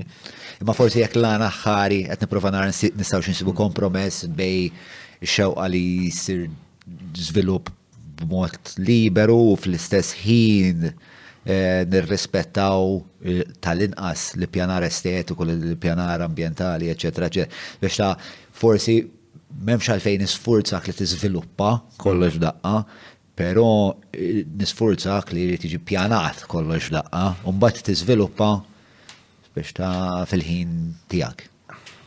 Dak li permetti. Ħafna mill-affarijiet li qed waqgħu llum huma affarijiet li nbnew fl-80s pereżempju. Għax ta' qabel, bażikament li kellu jaqa' ħafna minnu ġa waqa'. Qed induru fuq il-binjiet tal-80s issa. Issa li l-iżbal again mill-lat ta' pjanar huwa li aħna we didn't have the foresight li nanticipaw id-density korretta li għandna bżonn in the first place, mbagħad immorru għal żona oħra u niżviluppaw lilha. So li qed nagħmlu huwa redevelopment issa, dorna għal redevelopment għax il-sites ġodda undeveloped ma fadal u qed induru għal sites li huma eżistenti diġà.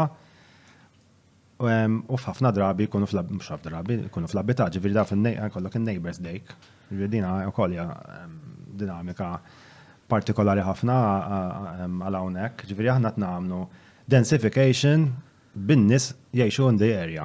Ġifieri it's dangerous and risky apart from inconvenient too. Ġifieri jekk aħna rridu nagħmlu programm sura ta' nies ta' redevelopment u densification, densification vet nżidu l-number of units per square meter ġo area partikolari. Tittamela programm serju, ġifieri inti jekk hemm bżonn jinċentiva l-gvern li l-art tinxtara jew xtri għal-gvern imbagħad joħra tender, sorry telled darba naħsebni. Oħra barra. Jekk ikun joħloq inċentiv il-gvern biex faċilita dak li jgħidulu fil-pjanar comprehensive redevelopment. Sawa li inti għallum għandek din, mela il-planning authority or whatever tistabbilixxi li hemmhekk għandna bżonn nagħmlu redevelopment biex nżidu d-density, gżira per eżempju, whatever. U ngħidu mela jiena dil-erja ħan nifoka fuqha u ħan investi flus tal-istat, mbagħad ħan noħodhom lura għax. Però hija komplikata ħafna. Skur li komplikata. Min maħna bitugdu shortcut, aħna ħallu fidejn l-owners jiddeċidu ma kif ħajru jiżviluppaw meta u kif. Waħda waħda l-modijiet li qed tipproponi inti u li This is not, mux l-tnajt jena mux xaġa ta' barra minna, ta' this is what happens normally in other countries, ġivjek tara. xiex li l-gvern jixtri biċ-ċart u mbagħad joħroġ b'tender biex jiġi żviluppat għal residential. Canary Wharf, Potsdamer Platz, da kollek isiru, il-Porta Nuova Milan, ġivjek da kollek isiru. Ġivjek da l-gvern jixtri l-art, jagħmel master plan, jgħak ma jkunx jixtrija, jkun inħolo PPP. Però mbagħad għandek il-problema li bdejna biha fil-bidu, il-problema fis-sens li peress li aħna għandna rata ta' ownership għolja ħafna, hekk qed teskludi n-nies komuni, so to speak, mis-sellun tal-iżvilupp. Necessarily, għax hemm strumenti finanzjari li jistgħu jintużaw. Nistgħu naqdu f'kooperattiva bejnietna pereżempju. Hemm strumenti finanzjari li huma reċenti fil-fatt. They're called Real Estate Investment Trusts. Ġew kreati għaw Malta, xejlhom xi sena u nofs, fejn inti tipparteċipa billi tikkontribwixxi l-argument €1000, għax hekk daqshekk għandek. Flok tixtri, għax m'għandekx kapital biex tawfoq għall-argument 200,000 biex tibni blokka, titfali għandek u inħoloq trust biex jagħmel dal-iżvilupp. U fejn inti tieħu return in proportion ta' kemm tfajt. Hemm sistemi daw jeżistu. U Malta jeżistu? Malta jeżisti il-faċilità legali biex issir. Ma nafx li għatim ġiet utilizzata. Utilizzata. Mela, ejna bżu għal-parti mistika ta' dan il-dokument. Spiegalna naqra. Dal-annex, ma nafx fuq l-impaġna, Annex 2? Annex 2. L-aħħar paġna. L-aħħar paġna. Letteralment. Il-coup de gra. Mela, bażikament, prova spiegajti. Mux daqsek faċli biex wieħed jifima, pero jekk noħduha bil-mod, forsi jirnexxilna ninterpretaw għax trid naqra għajnuna viżwali naħseb fil-verità. Kuriżità l-għodu fuqha. Hija stramba to say the least. Mela, aħna konna ngħidu qabel li l-local plan jirregola l-użi li tista' tagħmel u l-oli. Sewa. Smaħa sew di ħipi. Mela. Għalik di. Forsi biċċa li qbist hija li local plans ikun fihom policy text, ġifieri u żewġ mappep. Ġifieri jkollok mappa bil-land uses u mappa bil-building heights, bil-kuluri. Sewa. Aħdar hekk u blu. U isfar hekk. Issa. Il-local plan, dan approvat mill-Parlament, il-Parlament approva il-local plans, dak huma strumenti approvati mill-Parlament. Issa. Jekk jiena f'dit triq il-Parlament qal li nista' nibna 4 floors, suppost 4 floors. Sewa. Issa. Fi 2015 daħlet din it-tabella f'dan id-dokument li ma kienx fil-public consultation, ma kienx fil-public consultation, kien ħareġ public consultation dak iż-żmien kien DC14, ma mbagħad laħqet qabżet is-sena bidlu sar DC15. U fil-public consultation din ma kienet tidher imkien. Wow, mate. Mela, mbagħad wara li ħarġet il-public consultation, eċetera, ħarġet dokument u ħarġet biddit tabella fuq wara. Ħadd qatt ma kien ra. Issa, x'tagħmel din it-tabella? Tagħti interpretation tal-building heights li hemm ġol local plans. Interpretation. Issa. 4 floors, tifhem anti 4 floors? 4 floors, jien kont biħ proprjetà bro. 4 floors, 2.8 meters il-waħda jien għamlhom 3 metri, 4 floors. Sal metri. 4 floors tifhem anti, Erba' solari. Erba' solari. Ijeta. M'hemmx tifhem le, għandek bżonn Sebna sal. Għandek bżonn interpretation għalija. Le, sebna sal. Però din għatatna interpretation. Issa, l-interpretation hija translation tagħha in meters. Sewa, issa. Mela, it-tabella fija rows 1, 2, 3, 4 floors, per eżempju, 5 fuq line, u mbagħad hemm 3 kolonni. L-ewwel kolonna hija l-oli in meters jekk għandek jekk qed tiżviluppa ferja fejn ma tistax tagħmel basement, li fil-verità dik il-kolonna għal xejn qiegħda x'imkien ma Malta ma kullu kien tista' tagħmel basement hawn. Mbagħad it-tieni waħda hija fejn tista' tagħmel basement u t-tielet waħda fejn tista' tagħmel semi basement. Issa għal min ma jafx basement huwa ovvjament solar taħt l-art, però jista' jola 90 centimeters l-saqaf, il-qiegħ tas-saqaf issa jkun 90 centimeters il fuq mill-bankina. F'dak il-każ kun Dak semi. għadu basement. Mek għadu basement, ok. Jekk taqbeż dik sa 2 meters jiġi semi-basement. Dak huma l-definitions issa. Maġġor parti tal-territorju tal-pajjiż semi-basement tista' tagħmel ftit hemm fejn hemm miktub li ma tistax tagħmel fil-local plans tara. Fil-local plans hemm niżel fejn ma tistax tagħmel semi-basement u kważi kull imkien imma. Issa. Mekk għandek il-local plan jgħidlek li inti tista' tagħmel 4 floors. Sewa. Meta ngħidu 4 floors plus il-penthouse dejjem. 4 plus 1. 4 plus 1. Plus 1 dejjem, all right. Dik ġiet translated għal 22 meters. Sewa. Ġifieri inti tista' tilħaq flok 4 floors għamluha inti tilħaq 22 meters issa fejn għandek fejn miktub fil-local plans 4 floors. Il-quċċata tal-penthouse Il-qoċċata tal-bini sewa. ma jistax jaqbes 22 meters. Sewa. Ġifieri mill-bankina sal-qoċċata tal-bini jiġu 22 meters. Eżatt. Sewa. Issa, 22 meters, issa, waħda l-affarijiet iddaħlu ġol local plan kienet l-obbligu li aħna nagħmlu ċint madwar il-bejt. Qabel, fid-DCO7 u ta' qablu, kien projbit li nagħmlu ċint madwar il-bejt. Sewa. Meta daħal DC15 ġi obbligatorju għal-buwa. Issa, ġifieri inti tabbat 22 meters, u ċint ovvjament huwa minimum 1 meter, sewa. Issa, tabbat 22 meters naħħi 1. Sewa. Jibqa' għalek 21 meters. Sewa. Issa, oli ta' solar normalment huwa kemm? 2.8. Ngħidu 3 għad-dritt. Mela tabba 21. Namela faċli għalik, sewa. 21 division by 3. Kemm jiġu? 7 solari, bro. 7 solari. Minn 4 ġejna 7. Eżatt. Interpretation imma.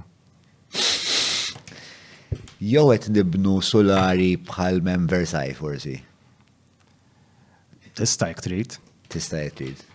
Imma ovvjament tara xa jiġi naqra twilu. Ġifiri, il-metri mumiex actually Le. x-suppost. It's magic. That document is fucking magic, Adel. You hear me? If you never believed in Father Christmas, that fucking document is the Father Christmas of the construction industry. Għax ir-rigali li ħares minn dak il-dokument huwa. Issa, morru l-ura. Il-morru l-ura. Ma kif ħadd moġġezzjona għal isma' zom, bro, zom. Wait, let solari, Kamra ġezzjonat 21. kienet, l-NGOs ġezzjonaw ukoll, ma baqatu.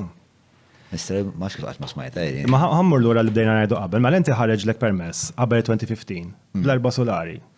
Ġi taħdejk u ħarġet din u tela 7. Erġa, bro.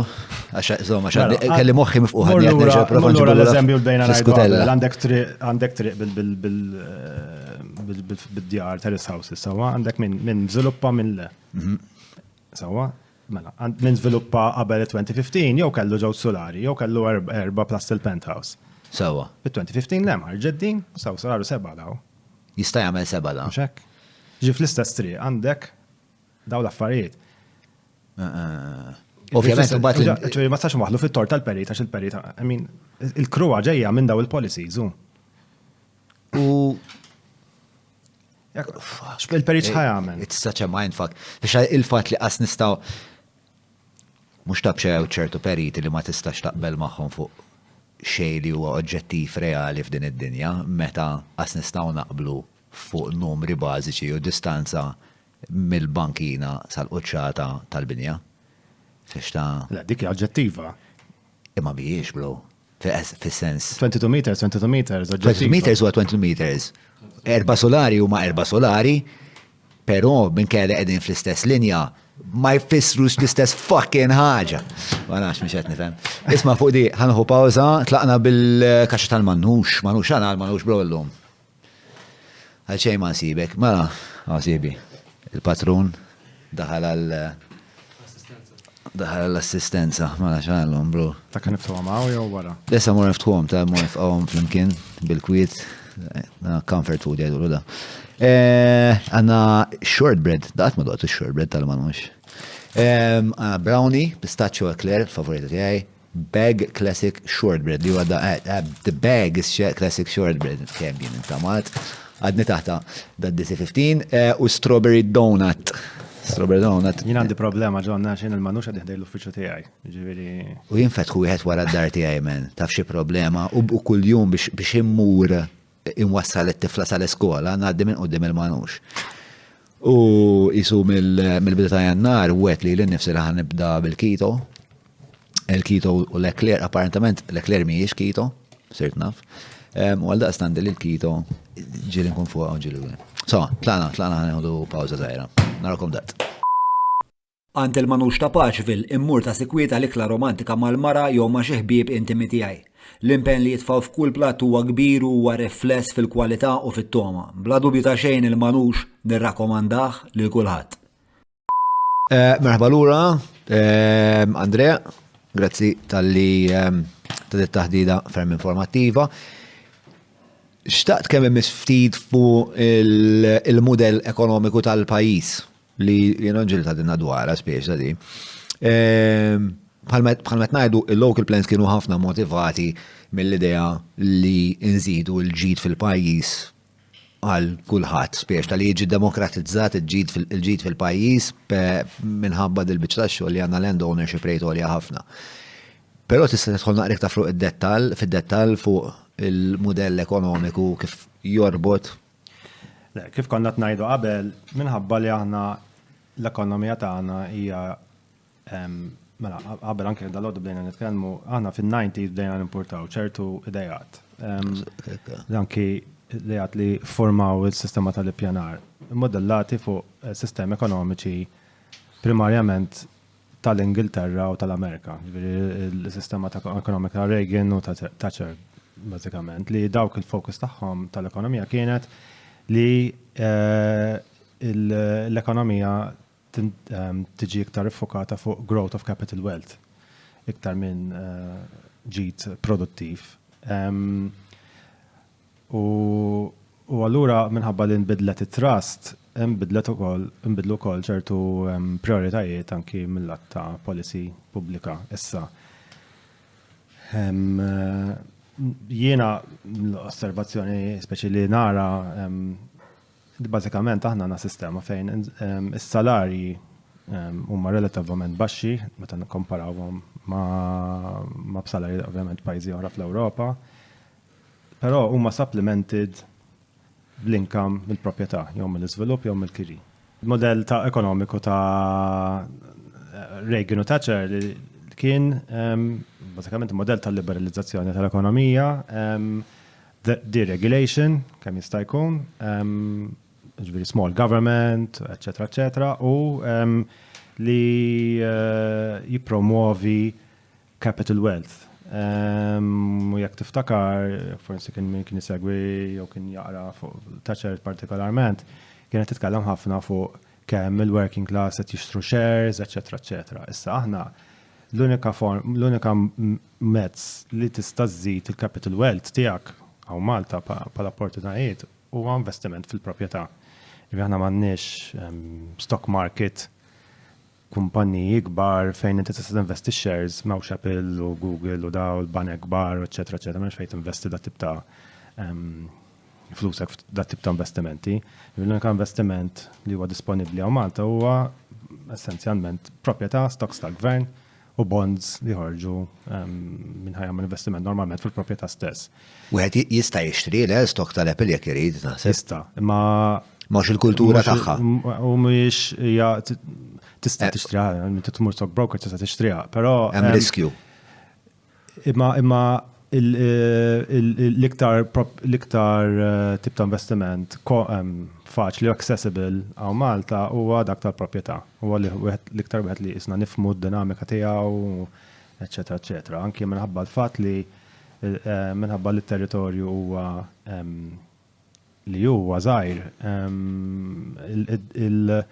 u l-popolazzjoni nkollu tikber, id-demand dejjem ħadd tkun hemm, ġifieri proprjetà diffiċli taqa' fil-prezz. So relativament safe compared ma' shares, per eżempju, li shares jistgħu jitlu jinżlu, mentri fil-proprjetà diffiċli, jista' jkun hemm kriżi kbira fil-pajjiż biex taqa' l-proprjetà. Ġifieri il-modell essenzjalment huwa wieħed li jżomm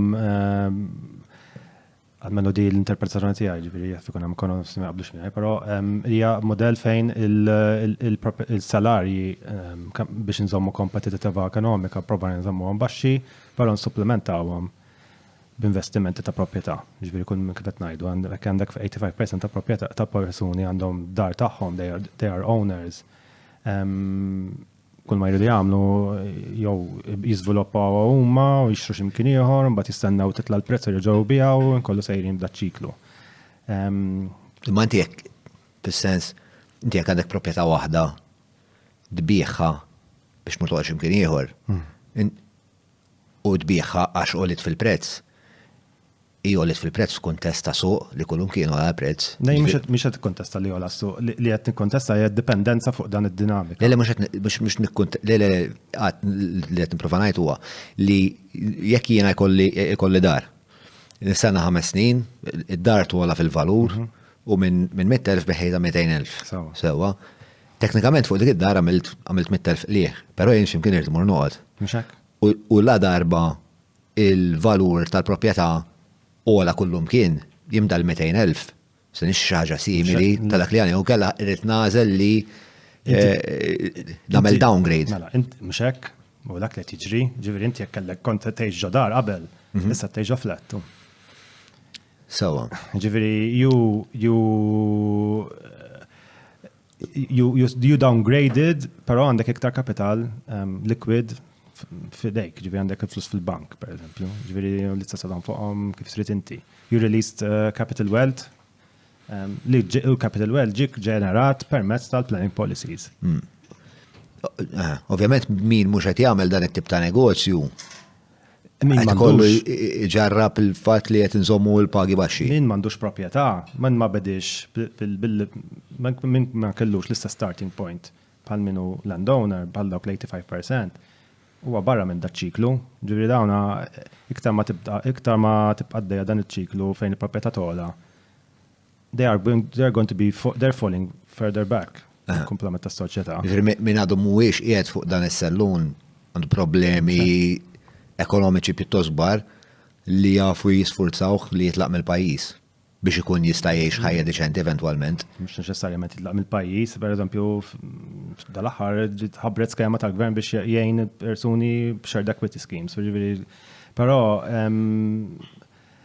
il-valur tal-proprjetà apparti minn hekk qed togħla wkoll għaliex qed nikkreaw domanda minn barra biex jiġi investituri u Malta jixtru property at a higher market level at the expense of people at a lower income level, middle class or lower class. Ġifieri this is daw land use policies, planning policies u anki l-modelli ekonomiċi għandhom effett fuq il-person individwali u l-affordability tad-djar tagħhom. Barra minn hekk imbagħad hemm affarijiet oħra, pereżempju l-deċiżjonijiet ta' Central Bank, ta' European Central Bank ukoll fuq l-aċċess għall-loans, pereżempju, jagħmlu aktar diffiċli, ullew il-limits, pereżempju l-deposit limits irid tkun 20% issa. Dak anke fuq l-ewwel proprjetà? Fuq l-ewwel proprjetà, fuq tieni waħda għandu jkun milux ġiet 40 issa. Ġifieri biex huma jżommu l-brejkijiet fuq l-exposure tal-banek fuq l-investiment tal-proprjetà huwa relativament. Però jekk Malta huwa mhux daqshekk riskjus li tinvesti fil-proprjetà għalfejn qegħdin nippruvaw nillimitaw. Il-limitazzjonijiet ġejjin primarjament fuq livell Ewropew, ġifieri biex nkunu ċari jiena m'iniex espert fuq is-settur finanzjarju ħalli d-diskors ikun ċar, però mill-understanding tiegħi li hija li meta kien hemm ir-reċessjoni tal-2009 ħafna mill-exposure tal-banek, speċjalment fl-Amerika, kien marbut ma' loans ta' proprjetà. U allura rridu jnaqsu risk profiles tal-banek essenzjalment billi limitaw l-exposure, per eżempju. Jekk inti għandek qed tixtri post u qed tħallas għall-lom bil-salarju tiegħek. U mbagħad qed tixtri t-tieni post u tibqa' dej tixtri u inti f'daqqa waħda tlift il-job, daw l-loans ma tistax tħallashom, mela inti ħadd id-defaultja.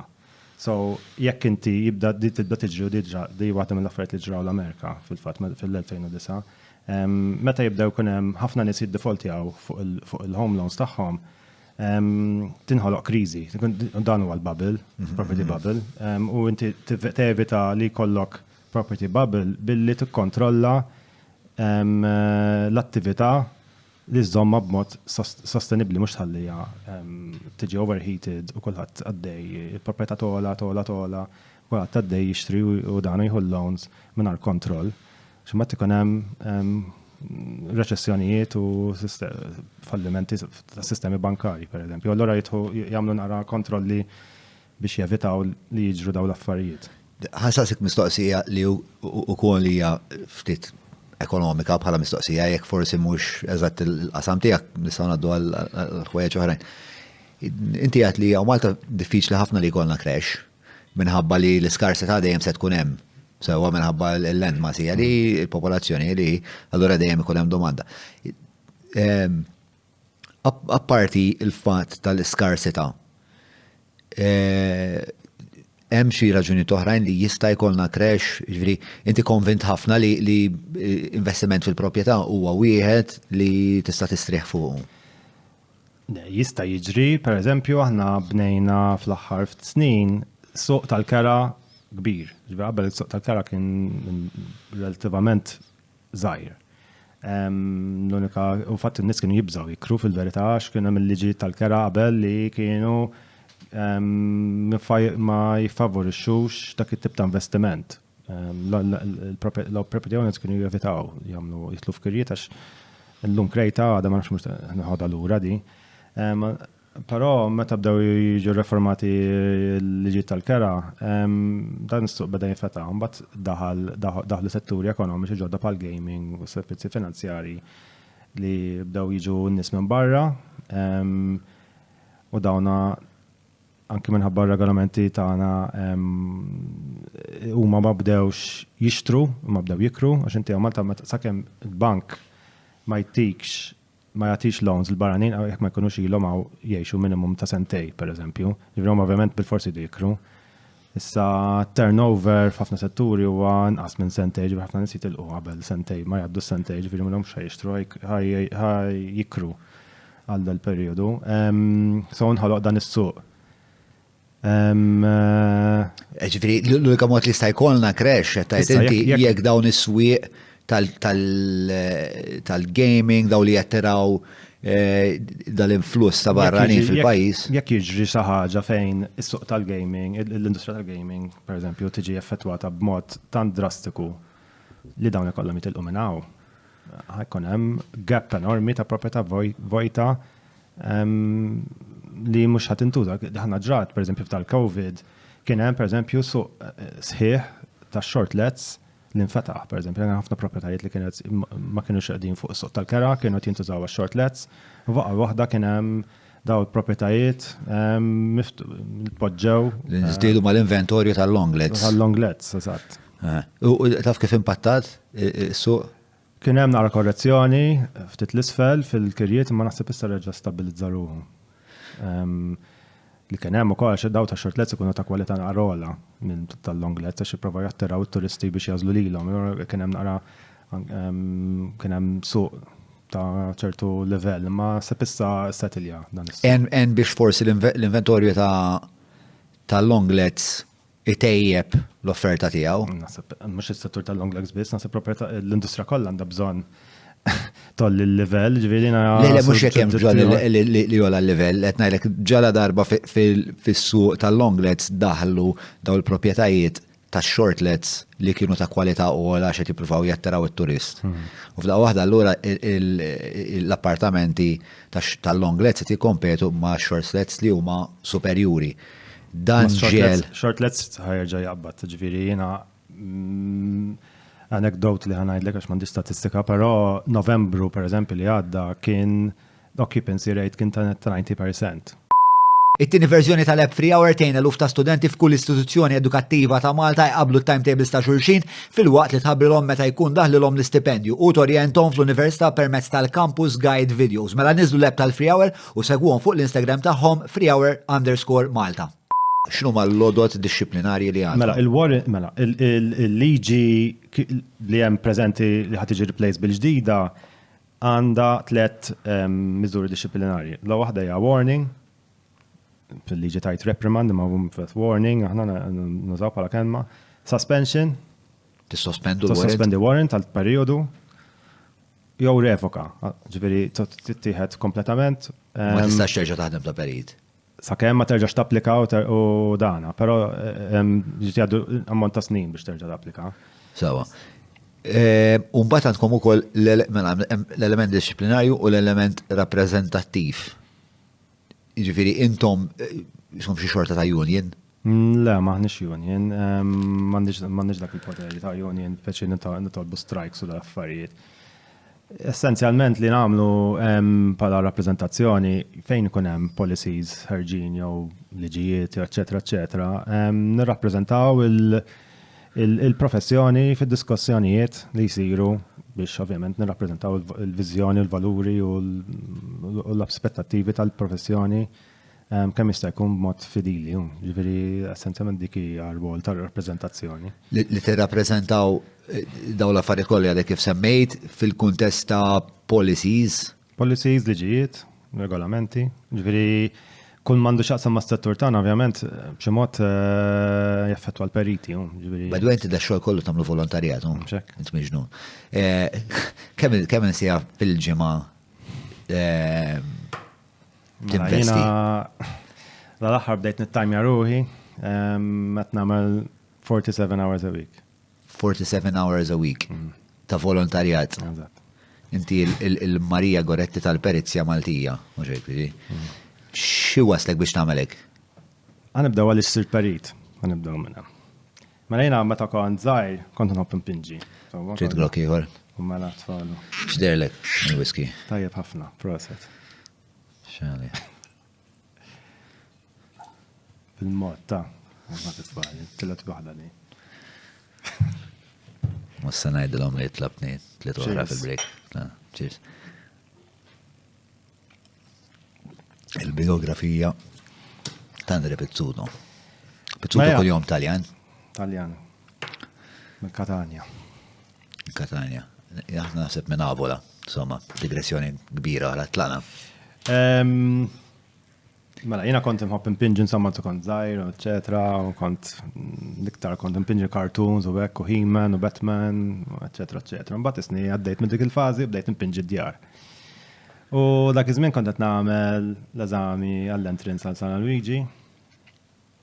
U saqsewni speċi xi tissir u da u għattilhom engineer of houses għax architect ma kienx iddurli, x'kont tifel żgħir insomma. U isni Għax għalfejn ma kienx iddurlek? Għax architect, I mean... Kienet wis komplessa. Kienx toħroġ li. So, għajda engineer of houses. Anyway, u isni, once li għatta, irrit nżomm maħħassa, għax I said it, u daqsek. U għajt għaddej. Kam xeta kellek? 8. ċertu commitments. U għajt għaddej, ġviri, bil-dana u sakemm wasalt, anyway. Barra bat kif friċ minn università, ir-realtà tal-professjoni kważi naqra shocking. U mill-li nitkellem ma' kollegi kollha ħassew għadi. X'kien hemm shocking dwarha? Għax hija kompletament differenti minn dak li studjajna, u ġifieri m'għandix xaqsam xejn. Ġifieri s-sistemi li aħna nitgħallmu kif tippreżenta proġett, kif tipprepara proġett, kif tiġi aċċettat, kif tiġi kritikata proġett.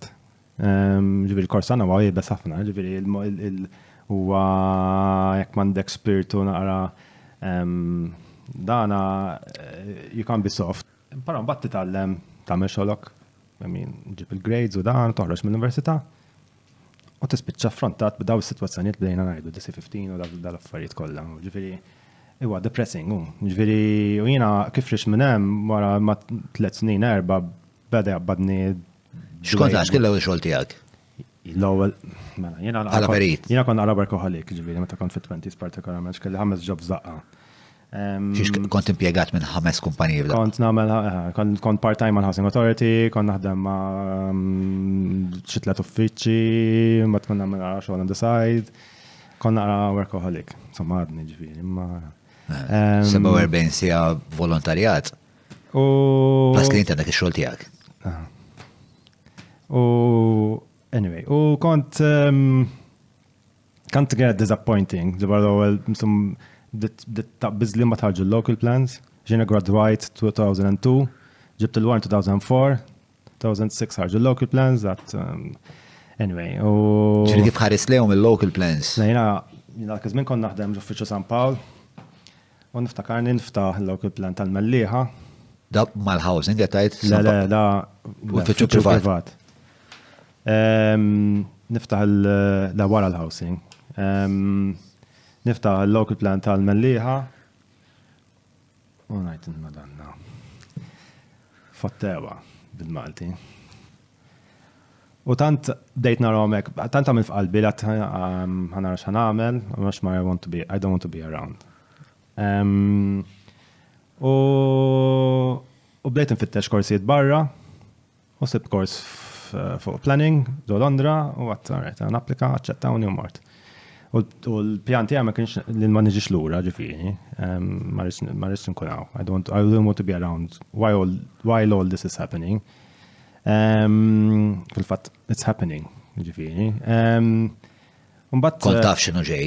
Kienet, min studja planning, jew min għandu fessi daħal fil-dettal tal-planning, il-konsegwenza tal-local plans, kien seta' jaqra x'inhu jiġri, u ġifieri x'kien ħajjiġri.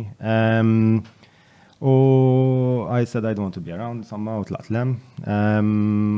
Però timing tiegħi kien naqra infeliċi, għax jien tlajt Londra 11 September 2008, jumej wara waqa Lehman Brothers u bdiet ir-recession. So timing kien Disastrous.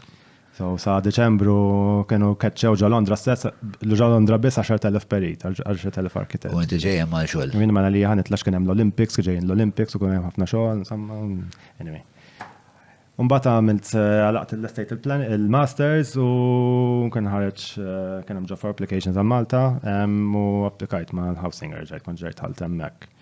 Anyway, u għamilt l-snin hemmhekk insomma, u però reġgħet diddieħla dik il-frustrazzjoni li naħdem ġo Malta, b'affarijiet ma jħadmux u bis-sistema tal-ippjanar li kienet, eċetera, eċetera.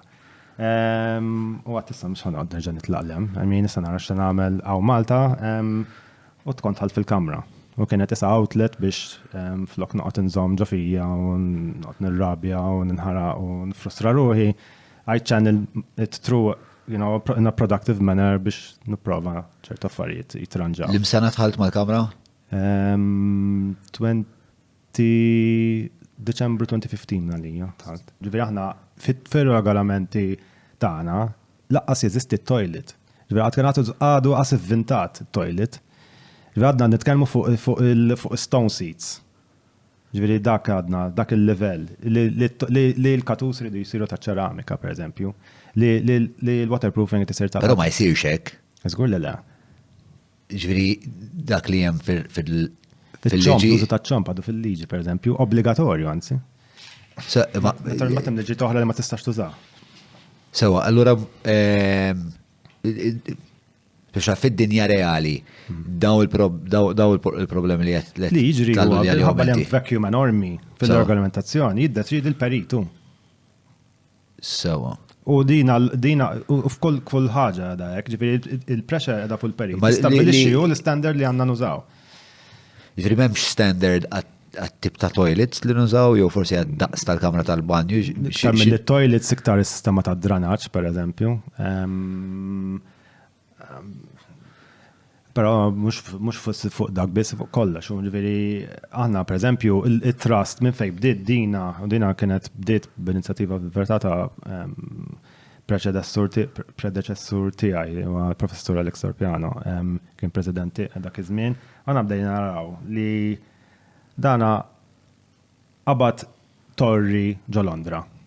Issa fejn ġo l-Ingilterra hemm sistema ta' building regulation sofistikata. Sewwa. Jaqbad torri hemm. U aħna jaqbad jieħu n-nar, ġifieri. Jaqbad in-nar, ġifieri da qabad Grenfell. Qabad l-insulation, u mbagħad kellhom sprinklers ma jaħdmux, ġifieri mitu n-nies ħafna, ġifieri kien mbagħad ħadu serjetà, mar Theresa May dak iż-żmien tara, eċetera, eċetera. Kien hemm inkjesta. Anyway, u aħna dejna raw dik, u aħna m'għandna xejn, u sadattant qed jiġu approvati t-torrijiet. Għaw Malta. Huma kellhom bis-sistema sofistikata u xorta ġara Grenfell. Aħna għażalna sistema zero. Fil-fatt dak iż-żmien meta bdew ħarġu torriet as fire engines apposta ma kien hemm. Meta kien hemm Porto Maso, mhux as-saħħa tal-argument biex nikkontestwalizzaw. Diġà kien hemm fire engines li jistgħu jilqu l-20 solar ta' Porto Maso. Ma nafx nirrispondik, to be honest, ma ovvjament Porto Maso għandu jkollu sistemi ta' water, kollhom il-hydrants ġol binji stess, ġifieri hemm regolament, hemm sistema, ġifieri għandna standards, imma il-punt kien li aħna nagħmlu ċertu tip ta' żvilupp li maħniex equipped biex nagħmluh mill-lat leġislattiv issa. U mhux insemmi nifoka biss fuq torrijiet għax il-bini kollu għandu jkollu sistema ta' regolamentazzjoni. Jekk qed ngħidu pereżempju blokka flats normali, il-fatt li aħna nitfgħu l-borża ta' żibel, skużi l-kelma, fil-bankina hija xi ħaġa tat-tiled dinja. Kif naċċettaw pajjiż membru tal-Unjoni Ewropea li ma nis-sistema ċivilizzata biex niġbru il-borza ta' żibel? Mux suppost kun hemm swill rooms meta tiżviluppa inti. Suppost ma hemm regolament. M'hemmx regolament għalija. Hemm planning policy fid-DC15 li jgħid isma' meta jkun hemm numru ta' flats il fuq minn sejt kemm hemm iktar minn numru ta' units irid ikollok refuse room. I mean dis-sistema tar-regolamentazzjoni hija ħażina. Ġifieri hija ma tistax inti jkollok kwalità fil-spazji urbani mingħajr. U xurna xilkom twettqu bih dan id-dokument? L-ewwel ħaġa it-twaqqif tal-awtorità, pereżempju. L-imwaħda. Il-BCA. Li to be fair kienet ġaħarġet il-BCA. Il-BCA. Għaxent għamadkom storja maħna. Orlando. Matthew Orlando. Jien kont Orlando. Straħem jiddispieċini damel. Tal-Pamela hija pa. Il-ħolqa Però dak il-video saħan laqbadna fuq suġġett, dak il-video en ħafna fil-kawża biex nipromovu il-bżonn ta' riforma għaliex l-affarijiet li tħallna fihom f'dan dokument huma diffiċli biex tispjegahom b'mod sintetiku, tinsiex faċilità podcast ma kienx tisti, ġifieri inti mhux tmur fuq il-programm tat-television u ddum 3 sigħat tipprova tispjega kunċett. Għandek forsi 5 minuti u tipprova kemm jista' jkun konċis u daw to the point. U tuża lingwaġġ sempliċi li jista' qed jgħidlek sempliċi mhux by the way. Anki hu kien għalili l-iskript kitibili apposta sempliċi ftakar. Le xli qalu li għandna bżonn attural miegħek sempliċi għedtilhom naf wieħed. Użani, ejja, easy. Ma dak il-video għen biex dak il-konċetti li konna t-provaw nispiegaw ikunu iktar accessible għal-publiku biex joħroġ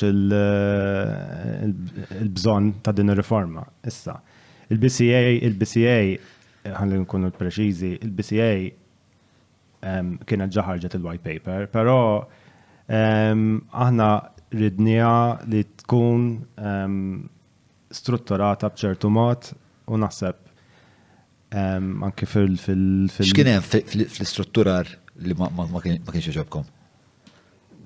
Fin-BCA għadha works in progress to be fair, ġifieri ċertu strutturi għadhom ma tridu mfasslin. Kemm ilha fuq konvenju?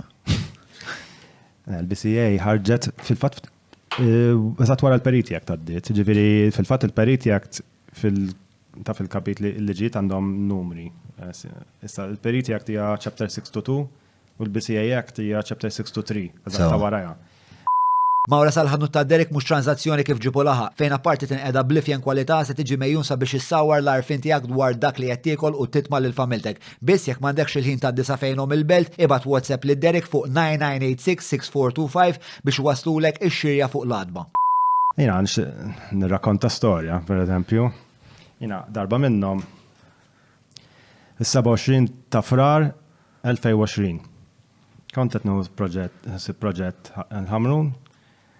Kont qed nagħmlu kien hemm dar antika kantoniera kien xtra klient tiegħi li kienet jgħix next door. U insomma applikajna il-permess, eċetera, eċetera, insomma. X'kont tagħmlu biha? Dina kien ħajja konvertija kienet dara kbira ħafna u kien ħajaqsama f'units iżgħar. F'appartamenti ġifieri.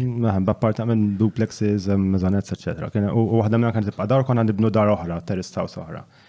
Anyway. U bażikament fis-27 ta' frar is-sibt kien. Bat li message dak klient għalli isma' li għax jiena tinkwita x'għandi dak bażikament kellna travu tal-ħadid kien msaddat sew u da l-ħajt fejn li kienet fejn da travu kon ħanerġa' nagħlqu anyway. Ma kien bżonnu da travu. U kontatturat l-smatlu naħi da travu, nagħlquha insomma u naħi da travu tinsaddat u kon naħsara eventwalment. Anyway. U bat li ritratt dal-klient. U kienet ċokkanti, ġiviri, il-mod kif qed kienet jaħdem, tal-biża kienet, ġiviri, travet maqlub, tal-biża. Diffiċli nispjega minn ma tara ritratt, imma u għatlu smatlu jieqaf, batlu message, għatlu jieqaf, tmiss xej. Il-kontrattur? Il-kontrattur għatlu nhar it-tnejn fil-11 ġej on site, għatlu tmiss xej qabel ma niġi. U bat li l-ura għalli għax nar il-11 għal tumor id-dentist għalli għja fissija. Għatlu rajt, għatlu misċej għabba ma niġi. Ummure, unsib rebus, dizastru tal-biza. Għatnajdlek ġiviri kienet shocking. Dak kull matlu naħi travu. X'kien hemm fuq it-travu? Kien hemm il-bathroom tal-klient tiegħi. Li għadu jgħix fiha? Li għadu jgħix fiha, tad-dar l-oħra. Kien hemm potenzjal għal kollass saw qed ngħidu. Żgur, mela. Kien għessa ta' jaqa, ġiviri, kien għed jħarġu konsenturi. Għatlu smatlu, jek mintix kapaċi ta' ma namlu xej. Għalli minix kapaċi, paċenzja, għala it-tfa it-travu nħallu hem, nalqu bil-briks u nalqu kollu. Għalfej tażel li tkompli taħdem fuq proġett bħal dak? Għandi choice jena, nistajt ir-reżenjajt, kont nħalli l-klient imdendelu.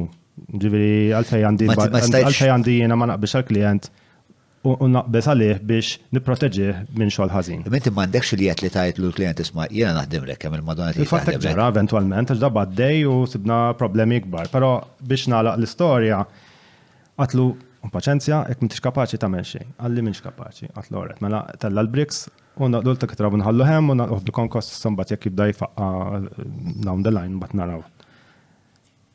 Insu lejn uffiċċju sakemm nasal l-uffiċċju round the corner minn fejn kont qed minn fejn taħdem. kont qed naħdem ta' qaddar ta' Mirjam Paċ. Round the corner. Żewwa, ġifieri dina seta' ġrat f'proġett tiegħi. Eventwalment id-dar ta' Mirjam Paċ x'kien ir-riżultat għalfejn waqgħet? To be honest ma tantx nixtieq nidħol fiha x'għadna dejna aħna b'każ tagħna. Ġifieri kien hemm ovvjament deċiżjoni tal-qorti mabbażi tal-evidenza li nġabret mill-inkjesta maġisterjali. Kien hemm deċiżjoni fl-ewwel instanza, ġifieri fl-ewwel qorti kriminali, u din għadha taħt appell issa, però naħseb tajjeb nispjegaw aħna r-rwol tagħna hawnhekk għax ħafna nies tara anke fil-medja u social media, eċetera. Għax il-perit għax ma da, is-sistema ma taħdimx hekk, inti ma tistax taqbad warrants mhux qegħdin mhux qassatat, pastizzi naqblu naħduhom bla doċċ. Veri da inti hemm proċedura timxi mal-proċedura. Issa, il-perit l ħaġa għandu l-preżunzjoni tal-innoċenza nibdew minn hemm. Issa, il-perit issa nstab. Ma l-qorti sabet li mhux innoċenti. Ma appell, ġifieri mhux definittiva, ħanibdew minn hemm. Issa. Però aħna ma nitlux dak, ġifieri il-kamra ma titħolx fl-aspetti kriminali. Once li hemm għaddej hemm charges kriminali u għaddej. Dawk il-merti ta' dik il-qorti aħna ma nitlux nerġgħu fihom. Ġifieri aħna ir-rwol tagħna huwa biex naraw jekk kienx hemm merti di fil-kamp kriminali fil-qorti kriminali ma ġewx indirizzati. Per eżempju, ħantik eżempju, jekk kien hemm ksur tal-kondotta, tal-kodiċi tal-kondotta tal-periti, mhux taraħ l-qorti kriminali, kad naraħ il-kamra. Qed tifhem? Jekk kien hemm direttiva tal-kamra, mhux taraħ l-qorti kriminali, jekk kien hemm ksur, dik taraħ il-kamra. Imma jekk kien hemm negliġenza, jista' jkun jew il-kamra jew il-qorti. Issa. Ma jekk il-qorti ssib li kien hemm negliġenza, fil-fema tiegħek ma timmertax tal-warrant awtomatikament? Ma dak ta' mela, il-telf tal-warrant automatiku huwa mela, kif jintilef warrant? Żewġ sistemi. Jew tinstabħati pena tal-qorti, pena kriminali ta' sena, ħabs, minimum, anke jkunu sospiżi, u dak automatikament jispiċċa. U toqqas titlu fiha ġifieri la darba l-warrant qard. Spiċċat. La darba l-qorti ddeċidiet il-warrant tintilef. Jitlaq, issa. Jew fuq deċiżjoni tal-Kunsill tal-Kamra. Issa, jekk hemm deċiżjoni tal-Kamra tal-qorti fuq il-mertu tan-negliġenza u l-qorti ddeċidiet li fuq dawn il-merti il-warrant mhux ħajntmiss, mhux ħad tiġi l-Kamra u tmur kontra d-deċiżjoni tal-qorti. Sewwa, issa, il-Kamra tidħol fil-merti li mhumiex indirizzati fil-qorti kriminali. Issa, għaliex x'ġara, ħalli nkun għax in-nisa tajb ikunu jafu, aħna nimxu fuq l-evidenza. La fuq feelings, la fuq xi rapportat fil-gazzetti, la xintqal fuq social media u la xi aħna nimxu fuq il-fatti li ġi stabiliti f'investigazzjoni. Issa. Minħabba li dina kienet suġġetta għall-inkjesta maġisterjali, il-fatti ma konniex nafuhom. Ġi mhux ħanoqgħod fuq artiklu ta' gazzetta biex nieħu deċiżjoni mhux jien, il-Kunsill. Ma nġiex waħdi, dar tkun hemm vot ta' żewġ terzi tal-Kunsill biex jittieħu deċiżjoni fuq perit.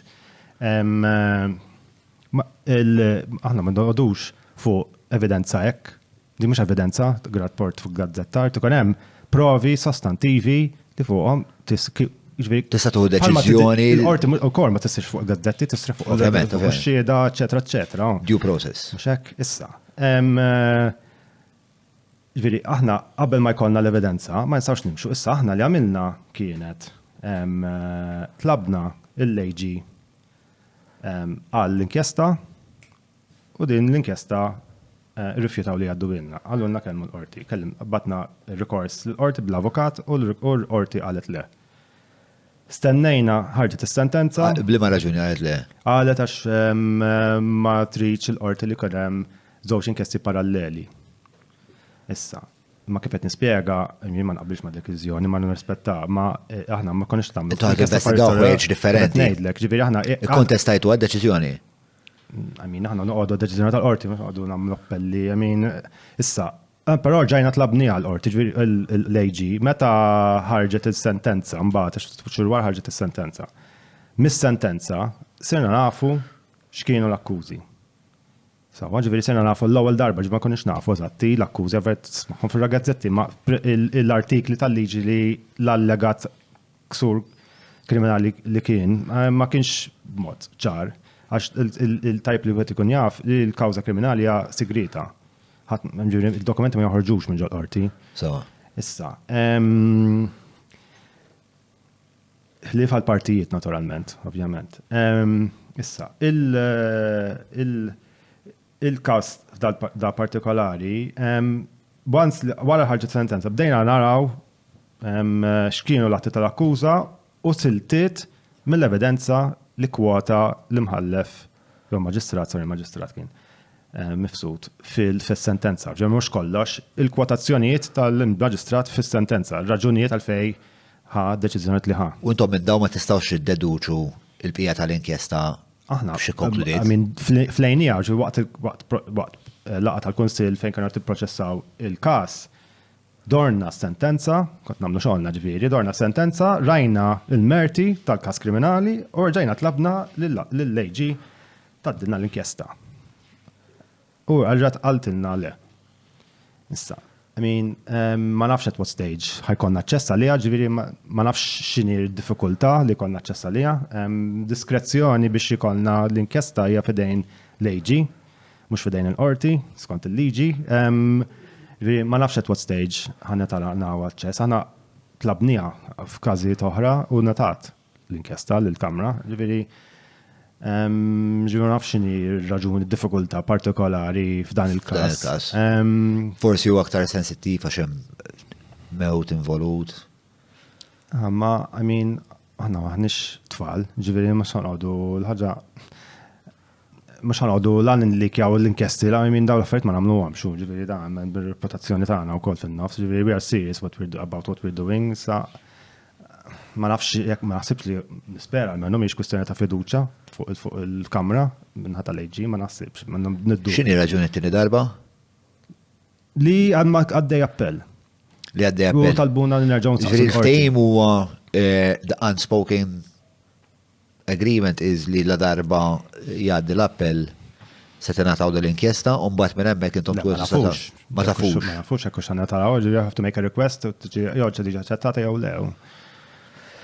Ftena, mela, fil-kuntest ta' dawn il-diffikultajiet kollha, isu dawn il-growing pains kollha, il-fat li fil-fema tiegħek m'hemmx strateġija tal-ippjanar, imma hemm proċess li huwa ħafna iktar short-sighted. X'in il-viżjoni tal-Kamra tal-Periti minn hawn quddiem?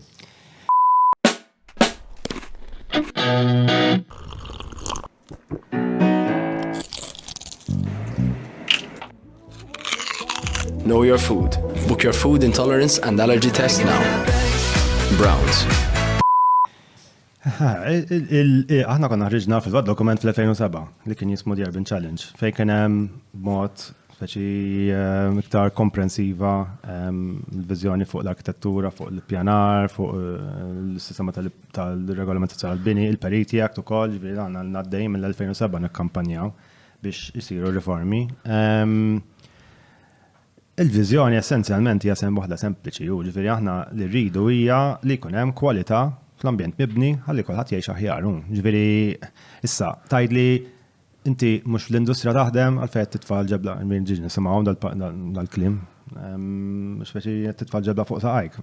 Mu veru xejn, ġifieri aħna hemm mod sostenibbli kif tibni u hemm mod mhux sostenibbli. Issa għalfejn qed nażlu it-triq il-ħażina min naħseb hija kwistjoni tal-inqajmu interess u awareness fil-metodi soluzzjonijiet li jistgħu jkun hemm. Ġifieri aħna qed nagħmlu ħafna affarijiet. Mill-imkampijiet li iktar ikolkom resistenza? Ara, ir-resistenza hija naħseb primarjament biża'. Biża' ta' fear of change. Naħseb Taħseb li hija ġustifikata però? Naħseb hija short-sighted, iktar ġustifikata, għax mhux qed jindunaw min qed jagħmel resistenza li they are damaging themselves, they're damaging their image, imma more importantly they're damaging the place where they live. Ġeda jgħix aħna kunna jien ngħaddi bl-istess toroq li tgħaddint u jgħaddi kulħadd. Ġifieri l-affarijiet narhom bajnejja wkoll. Kulħadd jgħaddihom minnhom daw, ġifieri it-trap ħireġ mill-ġolbini u jimlilek il-karozza kif hija jimla. Ġifieri qajmek fis-sebba ta' filgħodu tal-iskavar li jimni wkoll. Ġifieri di kulħadd li timxi fuq il-borsa żibel intu biex tidħol id-dar, kulħadd jgħaddi minnha di mhix sistema. Ġunollu l-level, ġviri jekk aħna mnalina li ħanibqaw nejxu hekk, ħanibqaw 30 sena oħra, 50 sena oħra, at some point we have to stop u nikbru naqra, nimmaturaw bħala pajjiż u nagħmlu affarijiet sew. I mean, when x'inhu l-cut-off date? Meta ħanibdew? At some point it has to start, ġviri iktar mandumu, iktar ħajkolna dispjaċir li ma għamilniex qabel. Mela,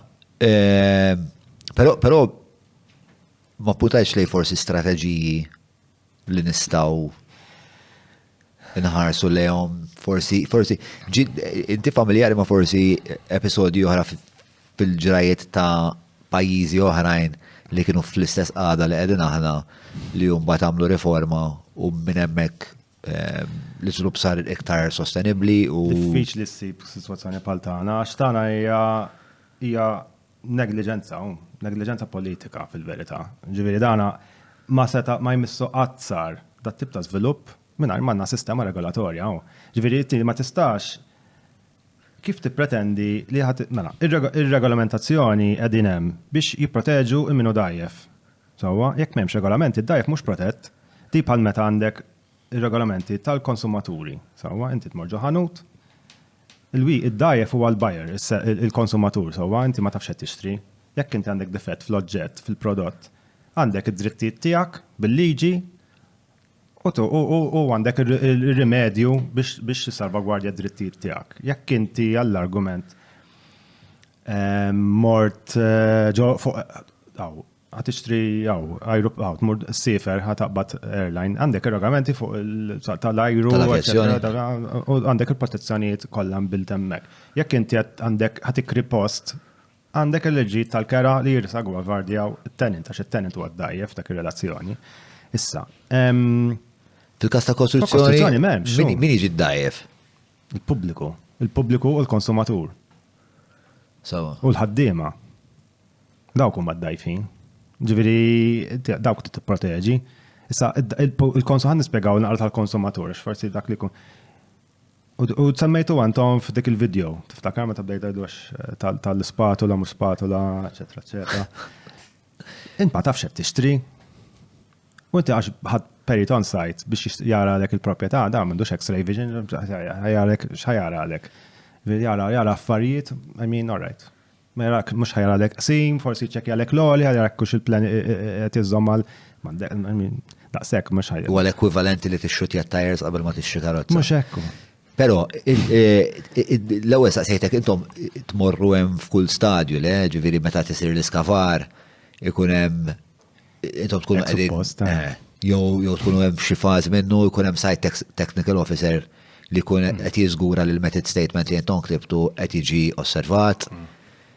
Mhux hekk il-liġi hekk tgħidle, parti mill-liġi kif għamiltu intom. Kif għamilha aħna? Kif għamilha l-gvern? Sewa. Imma intom rittu mbagħad il-site technical officer. Ma il-sistema titlaqgħu, ġifieri il-sistema kif inhi. Di tal-STO. L-STO. Ma temmix bihom.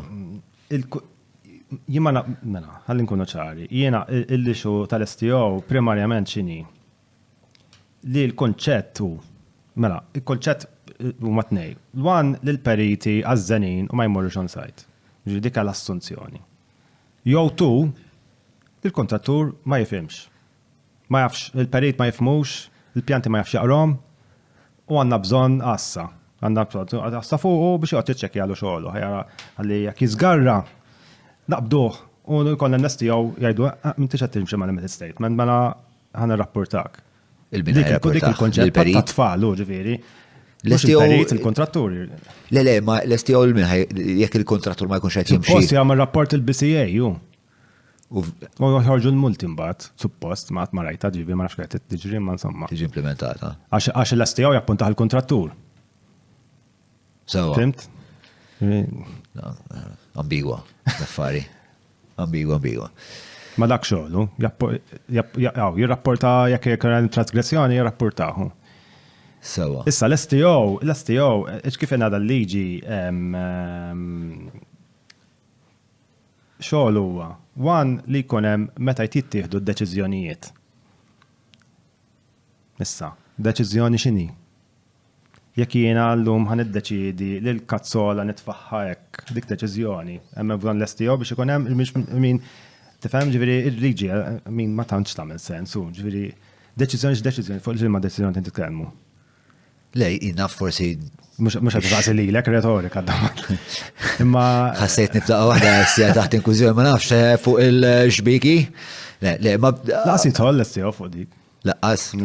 Tikem, għas wahda ġibta. Imma mbatt l-oħra r-rol tijaw liħor huwa li jem forza il-method statement. Jem forza. Issa. Jekk ma jenforzax. U l-method statement jinjoraħ il-kontrattur. Min ħajja? Il-perit xorta. U l-kontrattur. Skont il-konsekwenza, le? Tipo, min ħajċekja? Jekk min ħajċekja jekk. Fatt il-dal-kas, l-STO sabħati għal raġuni fl-opinjoni tal-maġistrat li biex u jagħmel xogħlu sew, dina qed nikkwota sentenza li mhux opinjoni tiegħi. Biex u jagħmel xogħlu sew, l-STO irrid ikun hemm il-ħin kollu. Għawek qed nirreferu għal-każ ta' Miriam Paċ? Fil-sentenza ta' Miriam Paċ, fl-opinjoni ta' dan il-maġistrat, il-fatt li il-liġi titfadal l-obbligu fuq l-STO li jenforza l-meta statement, ma sax tenforzaħ part-time, joħu tenforzaħ l-inkolli, ma xaħ tenforzaħ. Ġifieri titforzaħ biex tkun hemmu. Ġifieri jekk inti jitfalek il-musmar la ġemba flok jew suppost qed juża musmar u qed jużah. U int mhux qed hemm biex twaqfu għax dan livell ġifieri tar-regolamenti, ġifieri inti tkollok xi ħadd iwaqfek biex iżomm mal-liġi. Inkella jam tagħmel li trid. Issa, x'inhi l-għażla l-oħra, speċi jekk ma jkunx hemm xi ħadd min jenforza. Dajr tkun hemm naqra serjetà, ġifieri da inti ma tistax tippretendi il-kultura hija ħażina. Meta tajt self-regulation, inti tajt li l-kontrattur should self-regulate. Mhux qed ngħidlek. Li qed ngħid huwa li il-kontratturi jridu jgħaddu minn proċess ta' liċenzjar. Li aħna ikollna moħħna mistrija, number one li jafu jagħmlu xogħolhom. U jafu r-riski. Aħna għandna kultura li r-riskju issu xejn mhu xejn. Ġifieri nittalaw fuq il-bjut bla note. Fimt? Namlu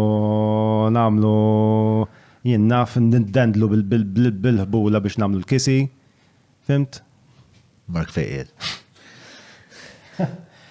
Fimt? Issu xejn mhu xejn, ju. Biex ikun korrett Mark ma jiddendilx bil-ħbula biex jagħmel kisi. Mark jiddendel bil-ħbula biex jagħmel ħwejjeġ ferm aktar perikolużi.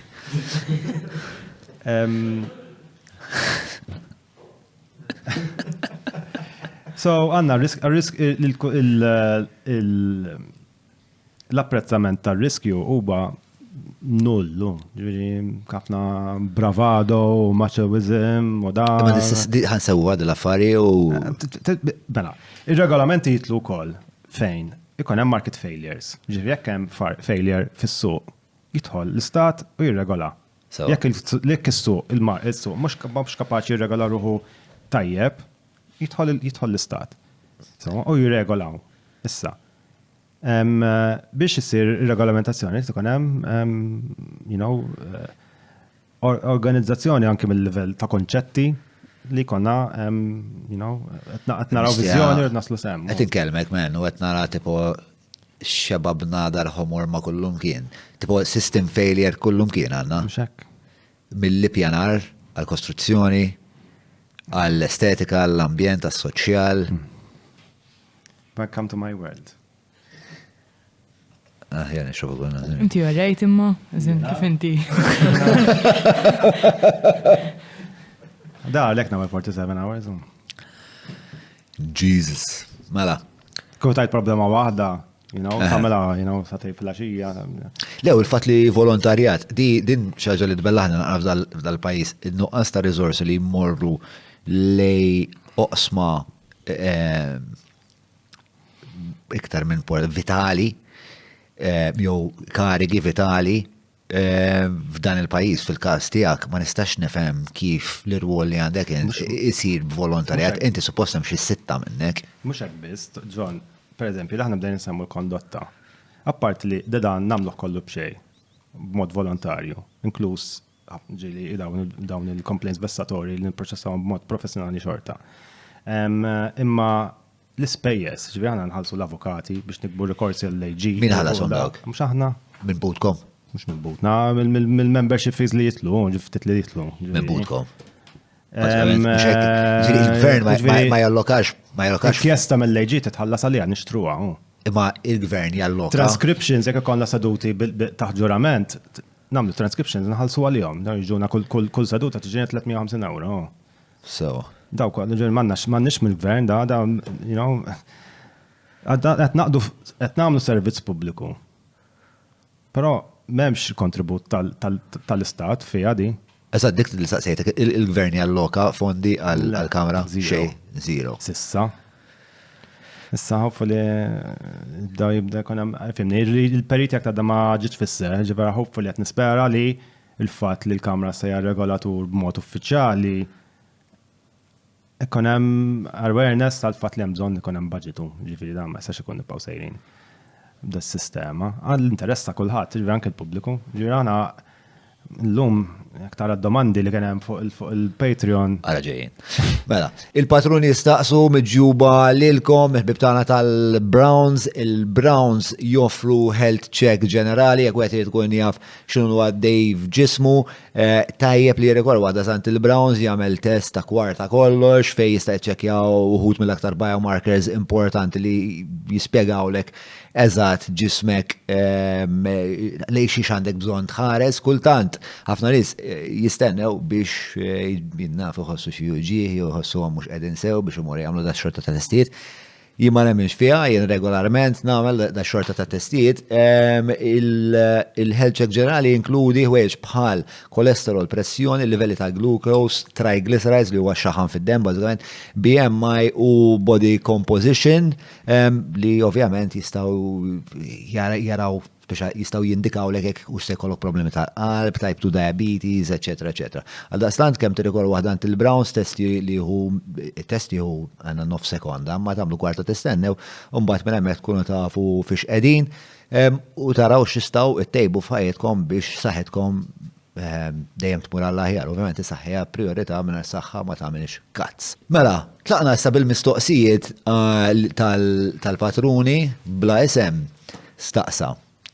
Our current situation means that there are many ugly buildings, darbtejana. The prettiest places in Malta are those that show the least sign of our times. Does this mean that we have lost all our architectural talent? Below the belt, bro. Or do Maltese architects just suffer in silence? Or they do a 3-hour podcast? Għedik tkompli dik l-istess mistoqsija. Will we ever see an architectural style that is uniquely Maltese again? Did we ever, ħansaqsid il-mistoqsija, have we ever had a Maltese style that is entirely unique? We had a regional adaptation. A regional adaptation of the colonial... Of international styles, mux colonial bis, anki għu. Anka meta kena il-Romani u meta kena il-Bizantini, u kellna xorta. Forse mux daqsek, ma il-mannerism u l-barok tagħna u l-neoclassical, ovvjament interpretazzjoni lokali anke modernizm. Ġifieri, per esempio, il-Gallerija tal-Injami għax ħaġa ta' Malta, ġifieri tara Palazz il-Belt. Ma mhux stil unikament Malti, huwa l-impożizzjoni ta' bixra Maltija fuq qafas. Ma ħniex kapaċi nagħmlu building relations nivvintaw stil tal-arkitettura għal Malta, ġifieri laqwa fl-Ewropa. Come on. Sa minn meta l-EMS ġiet stabbilita, lan kien wieħed li l-enerġija fid-dar tiegħek tiġi ġestita bl-akbar effiċjenza possibbli permezz ta' pannelli solari, solar water heaters u firxa ta' prodotti oħrajn li jistgħu jifrankawlek sal-1,200 euro fis-sena. EMS, energy from out of this world. Ma nixtieq nirrispondi. Mela, kien hemm numru erġa' tal-aħħar fuq ħanar li weġibhom kollha. Mela, l waħda kienet, does this mean we have lost all our architectural talent? Mela, ħanibda għax dik kienet ħaġa li konna tkellimna dal-għodu x'qed insemmi issa għax taqbel tidħol fid-domanda, fir-risposta tad-domanda. L-arkitettura hija mera tas-soċjetà. Sawadina għala perit famuż IMPay, dik kien għamel min isegwu l-arkitettura dak il-piramida tal-Louvre fost affarijiet oħra. Ġifieri is-soċjetà il-mod, il-kultura tagħha, in-normi tagħha, l-morali, eċetera, jiġu riflessi fl-arkitettura tagħha. U l-arkitettura hija wkoll statement politiku dejjem kun xikun iż-żmien. Ġifieri jekk inti taqbad forsi noża eżempji ovvi il-faxxiżmu. Il-faxxiżmu kellu stil ta' arkitettura partikolari għaliex rid jippromovi l-valuri faxxisti through its architecture. Kif kien jagħmel għadek mod deskrittiv? Kien hemm stili iktar forsi iktar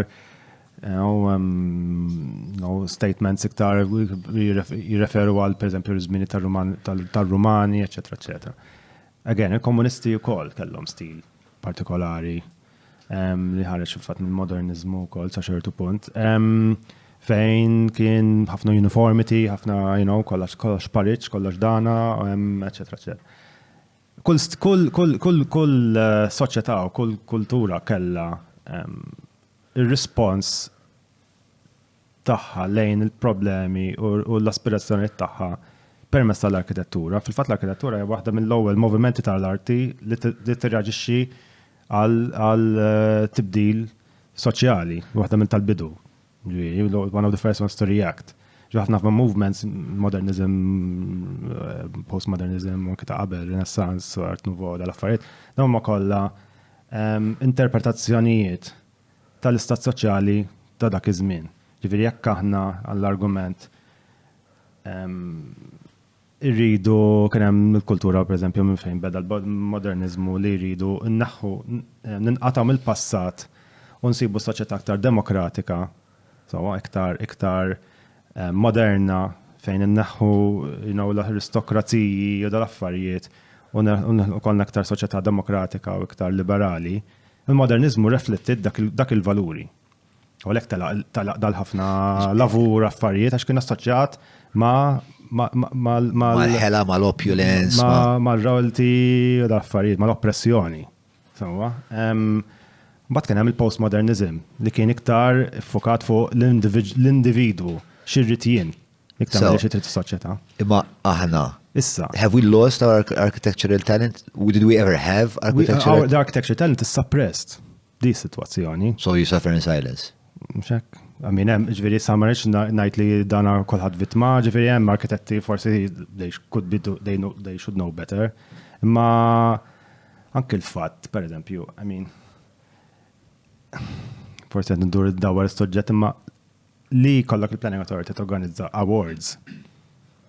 Li ma t-eżistix, ġviri dawna, l-awards jorganizzawhom il-kmamar. Ġviri, anki ġaffariet bażiċi bħal daw, għodu nitlu fihom, I mean, you know. But how does that suppress architectural talent? It suppresses, għax it conditions you, ġifiri inti. Because you have to make. Do architects care about winning this award? Awards are primarily, specialment, awards are primarily a marketing tool. Ġifiri inti tużom biex najt il-publiku smarbaħ. Pero, issa forsi biased, għax kont involved fl-organizzazzjoni ta' tnej tal-kamra, għax il-kamra tagħmel tagħha wkoll l-awards. Menu feeling anke mill-reaction li ċiv tal-kamra ma naqra speċjali, għax it is more of a it's more emotional. It's more of a celebration. So, ikonna miktar, camaraderie, winning is obviously important, imma is-sensazzjoni, għax għan mod kif norganizzaw naqra differenti minn tal-oħrajn. But let's stick to this point. Architecture is suppressed, too. Architecture is basically being drowned, even underwater. I'm trying to get out of the water. What are people doing? Naf li, per esempio, reċentament għajt ma' kont party u għajt ma' perit li jaħdem barra spiex, ma' xfafux Andrew Bonnici, tafu? Anthony Bonnici. Hu Julian, divertenti għal-alla, tipo, l-tajt miegħu sija, għamilna sija najdu fuq in-nies biex fajna f'kantoniera, nħarsu li n-nies u noħol u stejjer sħax fit-tizzi fuq, nasib issa n-nies li bdejna n-punt għal-għarnet u għatif mux konna. Dak miġnun, dak n-studja barra, ħadem barra, u ma nafx għadden, għonu d-deċida jiġi l-ura, u ma nafx fettillu, tu bi għanet. Kellin l-bat l-erġal ta' għamja u ma għatmalta. Speċa, xat jiġri il-periti li jishtiqu jesprimu ruħom b'mod aktar artistiku, li l-aspirazzjoni tagħhom mhumiex riflessi fil-mod li qed niżviluppaw il-pajjiż. Qed jitilqu? Jiena mill-informazzjoni li għandi, mill-gradwati li ħarġu sena l-oħra, kien hemm xi cohort ta' 40 baqa' 6. L-oħrajn telqu. Hemmna brain drain ja? X'percentaġġ dak għadel off the fly. It's depressing, ġifieri jekk mhux ħanagħmlu xi ħaġa anke bħala professjoni. 14-15, sorry. Le, 14-15 baqgħu hemmhekk qed ngħidu. 15% qed ngħid. 14-15% baqgħu, ġifieri 85% telqu. Istra, jalla kienu dawk l-85% li kellhom daru ħallew ilna bi prezz tajjeb u ħanamlu ġaġa ma. Jista' jkun stalqu biex jistudjaw, ta' ġifieri, imma I mean Diki. Tikkalkula minn dawk li jġibu d-degree u minn dawk li jġibu l-master. Tkellem fil-mikrofon l-annimal. li jġibu d-degree. Dawk li jġibu Ħajerġas. Li jġibu l-warrant. Jien għandi ħafna sħabi qegħdin architecture, ħafna minnhom telgħu jagħmlu l-masters barra minn Malta. Qed jikdeb ma' Issa, biex fair enough li ħafna minnhom qed jikkonsidraw jibqgħu barra minn Xek. Malta. Ma master zawa u Malta wkoll. Le, ma ovvjament il-fatt li jkollhom dawk is-sentej, it's enticing li inti titla tagħmel masters Ja. barra minn Malta u tieħu esperjenza. Nikkoraġġihom kemm jista' jkun jesperjenzaw barra. sewa. Imma tama jiġu lura u. Għax li tibqa' żolat hawnhekk ma tesperjenzax l-affarijiet kif suppost isiru. It's at least you've had the satisfaction of seeing how it should happen. Is-seamless qed jaħdmu lid-dar, daqshekk napprezzah xogħolhom. L-għażla tal-ħamija wiesa, il-kwalità hija għolja u r-reqqa li bija jinħadem ix-xogħol impressjonani. Meta qraba ħbieb jeħtieġu xogħol ta' dan it-tip, jien nibatu man Seamless.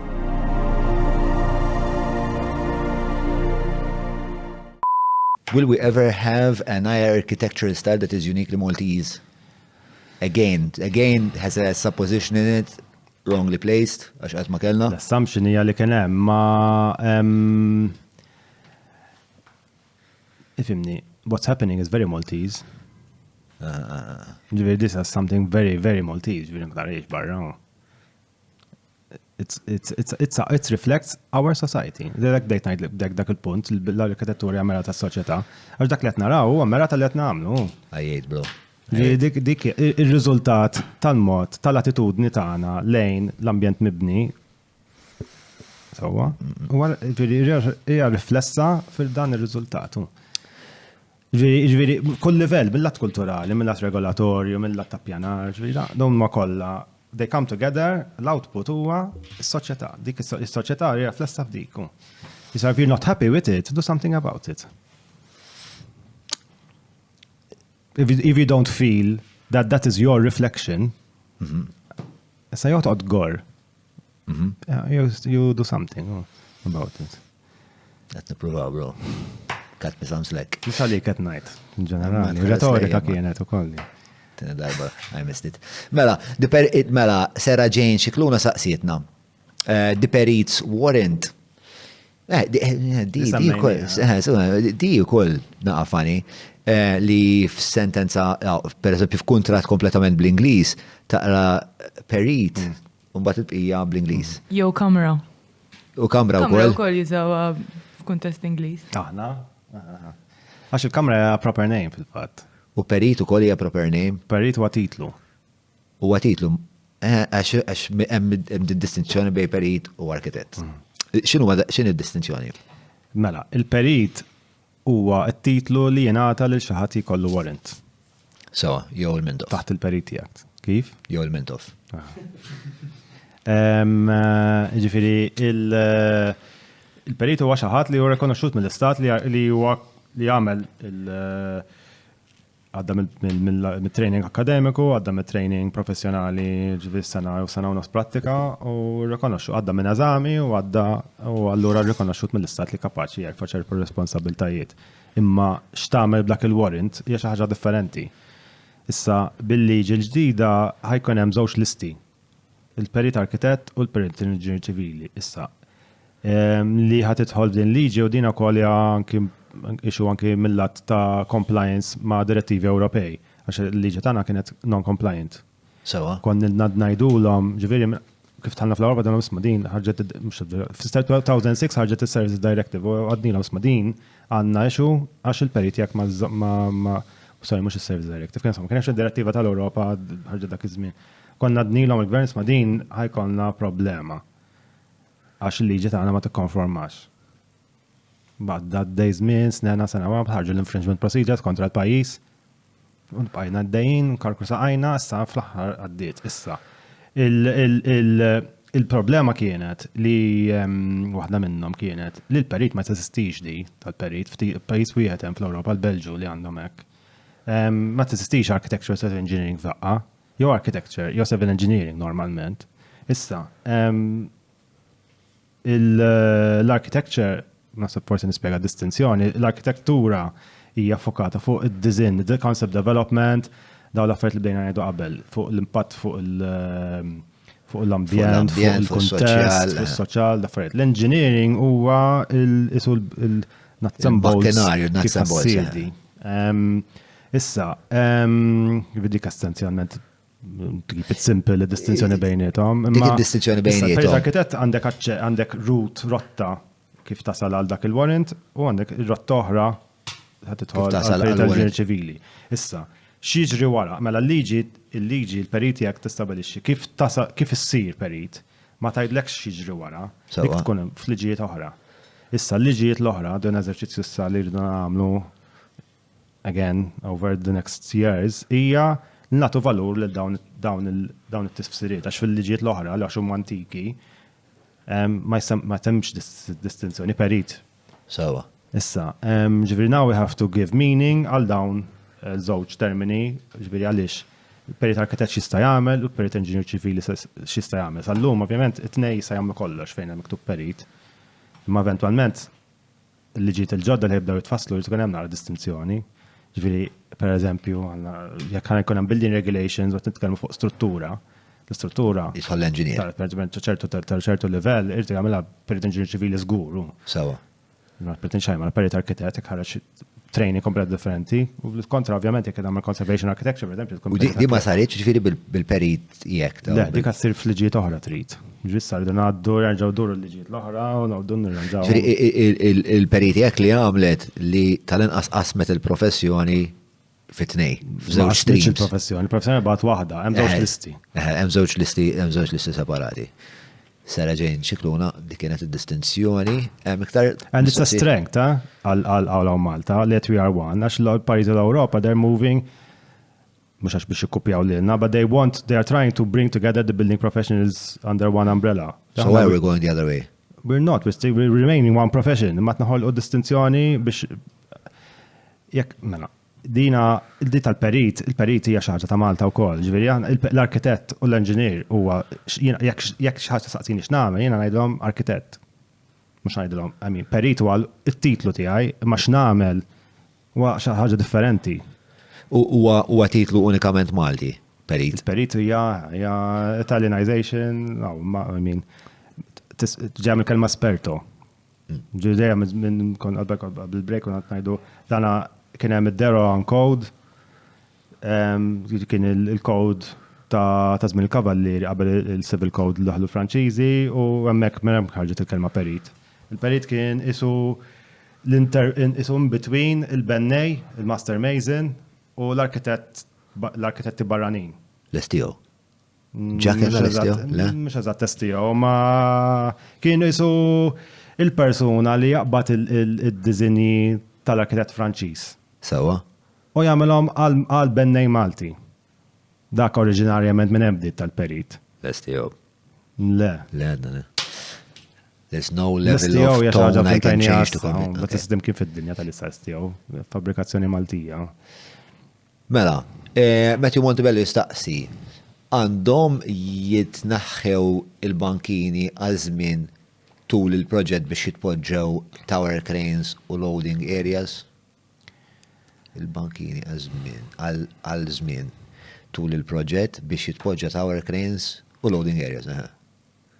Again, dina huma xus ta' construction regulations issa, ġifieri il-fatt li naqblu nużaw spazju pubbliċi u nitfaw il-makkinarju, skont il-bżonn, ġifieri, ma nix nidħol diffiċli skont il-każ, ġifieri ma nix nidħol fiha jien, ġifieri kux tajjeb jew le, jkun hemm regolament, jekk nżommu mar-regolament tajjeb, u jekk le. Ma x'inhu r-regolament bħalissa? Ir-regolament huwa li inti jekk tagħmel tower crane fit-triq tiġġib permess, sekk ma jkollokx, ovvjament tikser il-liġi. Ma tistaqsi hemm x'titnek il-bankina? Hemm xi forma ta' liġi li pereżempju jekk inti għandek tower crane u ħatat il-bankina li hemm diġà tipprovdi bankina ulterjuri. Żgur mela. So, u jekk ħalli ħaltul ta' żmien. Legal notice 95 tal-07. U kemm isegwuha? Għax jiena Post meta mandatorja. kont l-imsida tower crane ġdid kull xahar, bankini ġodda qatt.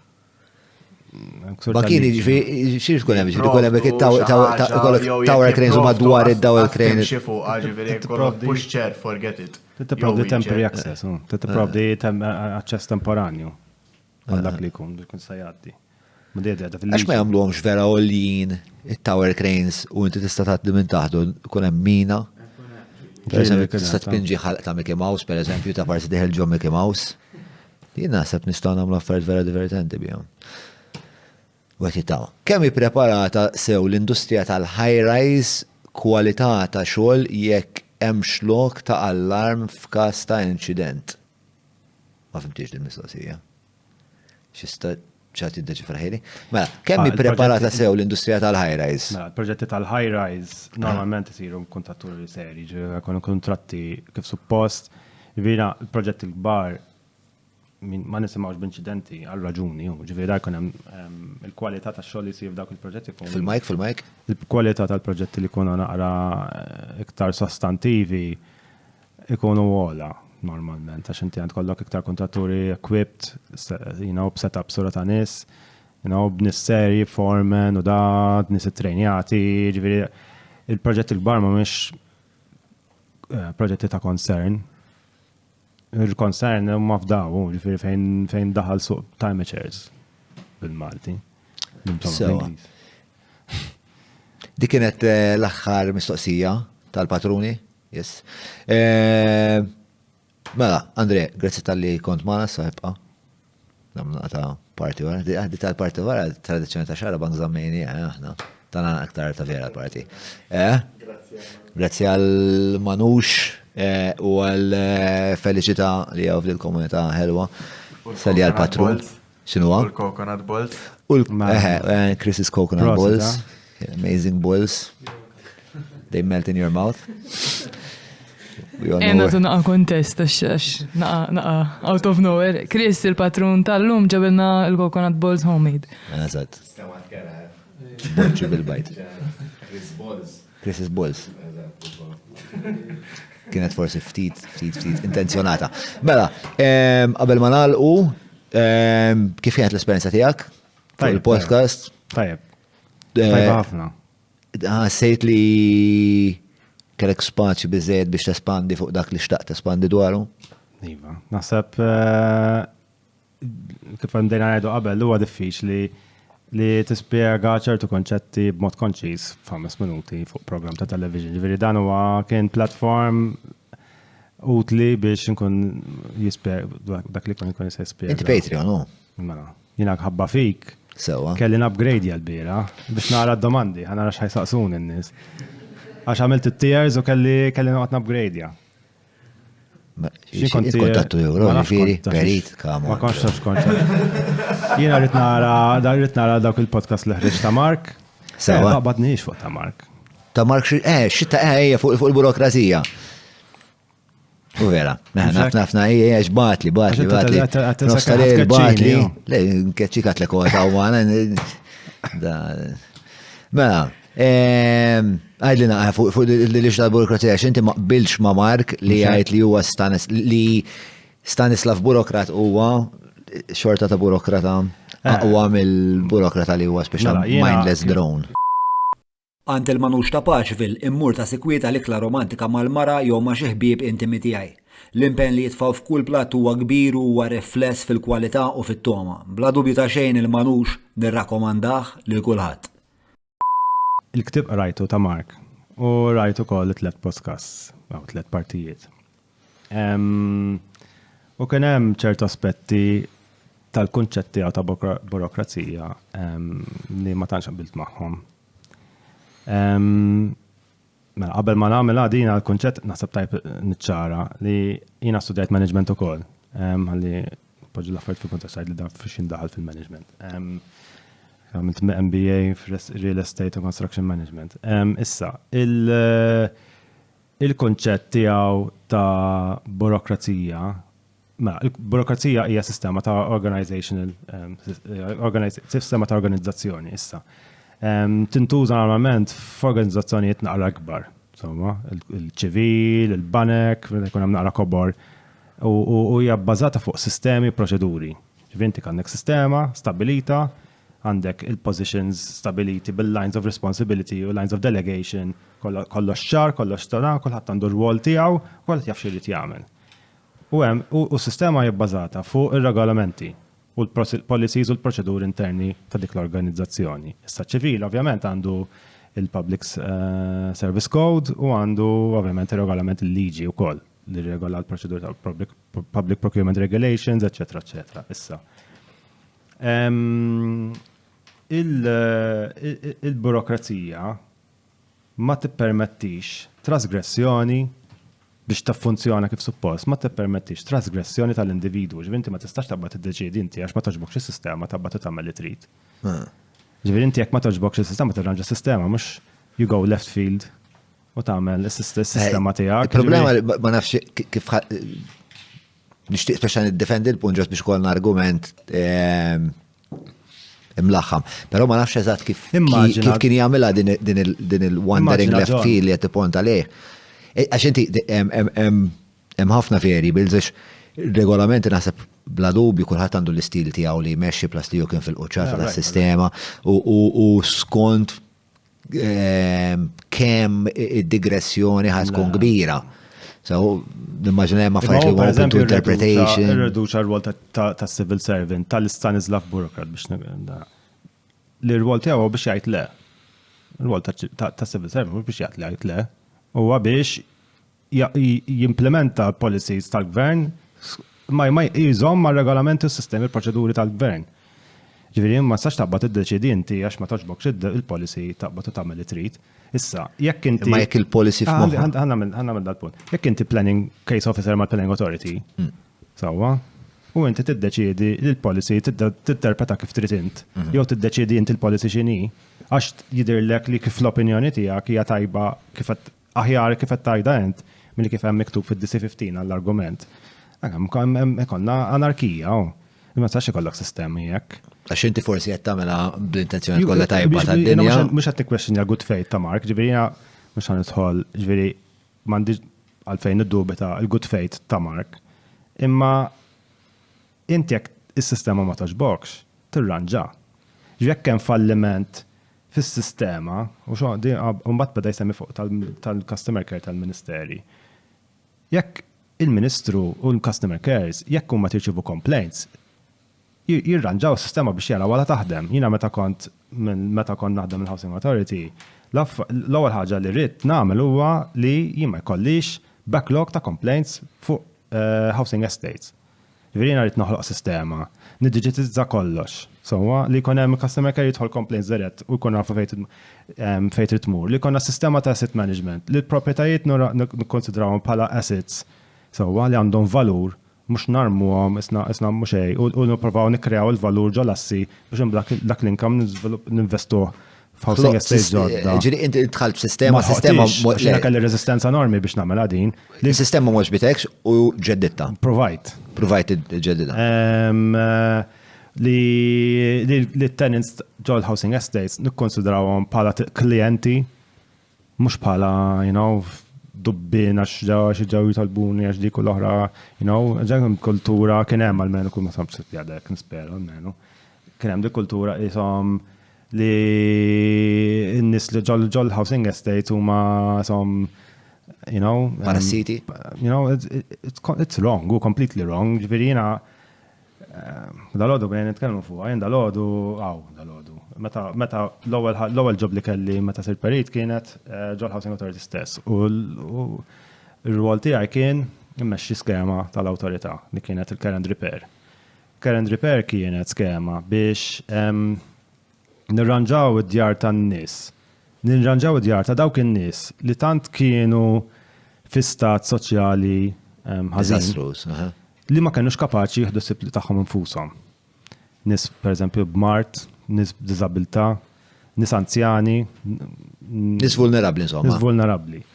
U kont jiena ovvjament u t-tim li kelli konna ngħinu mill-bidu sal-aħħar, ġifieri naraw x'għandhom bżonn, ġibu permessi mal-planning, nagħmluhom it-tenders, eċetera, eċetera, u nħarġu kollox mill-bidu sal-aħħar. U mbagħad subbuh lest jerġgħu jitlu fih.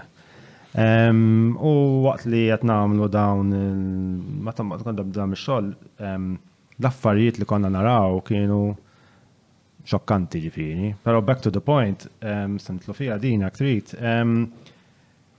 jima ta' nix taddi li f'moħħi li jena naqbad u nibda nati il-kontratti bladdoċ għax naf li għed fġa sistema. Li għamni, minn kajja li kontħos li sistema kienet imnejk għamma?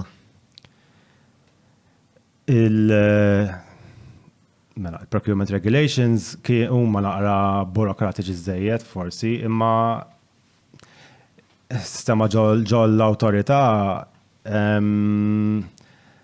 naħseb kienet sistema ma tantx kienet effiċenti. Ħaġa il-fatt li ma kienx digitize kollox manwali. Ġviri inti kont ħossa il-frustrazzjoni, l-istess frustrazzjoni li kienu ħoss Mark, imma dik is-soluzzjoni ma kienx li isma' daw tal persuna vera tissofri għax qed tgħix f'kundizzjoni skwallida qed bati kostantament u inti ir-raġunar tiegħek ma kienx ikun ħanara kif ħanaqdil dal-persuna minn għax da mhux diċenti jgħixek anke kost li nikser ir-regolamenti u mfotti naqqas sistema biex intejb il-ħajja ta' da. Inti fil-fema tiegħek li għandu jisiru li jkun hemm uprooting tas-sistema. Le, sekonda waħda. F'Chol Housing Authority partikolarment kien hemm isiru eċċezzjonijiet fuq humanitarian grounds, però kien tiġeb approval mill-board, mhux taqbad tiddeċidi inti x'inhu humanitarian case, ma tistax tiddependi fuq l-individwu jistabilixxi xinu tajjeb u xinu ħażin, tiddependi fuq sistema. Ġifieri għax bl-istess argument xi ħadd jista' jgħid isma' jiena tagħmel għand fejt ma fil-verità m'intix. Ġifieri għalhekk imbagħad jinħoloq l-abbuż, inti ma tistax ikollok sistemi open b'dak il-mod li inti tiddeċidi tagħmel li trid. Ġod ċivil, għax kieku ġod privat tagħmel li trid u għanġel kumpanija tiegħek sak mhux qed tagħmel frodi, imma ġod ċivil hemm sistemi u s-sistema qiegħda hemm biex tassigura li ma nkunx hemm abbuż. Issa jekk is-sistema qiegħda tant tfalli li tiddependi fuq il-fatt li n-nies li mmorru ġol customer care tal-Ministeri biex jinqdew. Mela sistema tiġi rranġata. Ġifieri mhux soluzzjoni li kull darba tkun għand il-Ministru biex jirranġalek sistema. Bla dubju. Mela, importanti ħafna. Inti Patreon. ta' €2 tal-5. Gudanju. Ja, annwali għamilta biex kunu ċari. Ħalla sta sena, naqbel. Biex tuħed discount.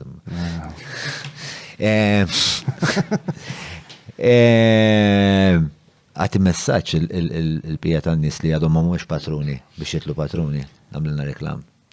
Le, komunità sabiħa, xogħol full Patreon, ġifieri ikun hemm sortant ma tantx ikolli ċans nidħol fiha xina għandi 47 hours occupati, imma Ta' fissib żewġ volontieri, imma nisu komunità mindset ta' progressiva jisa narajn.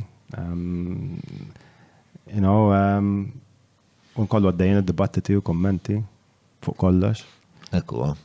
It's interesting, għax għana għara anki l-fat li jinti tiħu preview għabel kullħat tal-videos dika komda. U fl-istess ħin tagħti appoġġ il-pjattaformi bħal daw, jew din il-pjattaforma partikolarment li toffri dialogu iktar profond biex ċertu ħwejjeġ li huma mhux għalja sa ngħidu l-verità, ġifieri anke toħodha €2 fix-xahar. Issa nagħmel 10 10 fix-xahar xi 10 fis-sen, kapriċċjoża. Skont minn fejn ukoll ta' Pizza John. Ħassina aktar tasty minn kapriċċjoża jena. Mela, ħanalqu għaw. Grazzi għall-sponsors tana li għadel verat titħaq minix komdu b'dak id-dak kollu. Mela, grazzi. Thank you, Andre. Grazzi. Ovvjament dan il-podcast ma jistax isseħ mingħajr l-azzjendi li jituna l-appoġġ ġimgħa wara ġimgħa. Dawn l-azzjendi huma Browns, Seamless, Manux, EMS, Tronics, Lavazza, Garmin, E-Cabs, Frank's Gentleman's Essentials, Derek, Meats ovvjament, bħalma jaf kull min jarda l-podcast, Free Hour, Kutriko. patreon.com/John Mallija, tista' siru bros tilel, champions, jew leġendi, faklitni Adel, grazzi Adel. Dak kollox minnaħa tiegħi, like, subscribe u daw l-affarijiet kollha, il-likes bħalma dejjem sħaqt. Huma importanti għax waslu l-videos tagħna insomma jgħinu fl-algoritm u flina nħossni tajjeb. Saħet, il-li tajjeb. Ciao.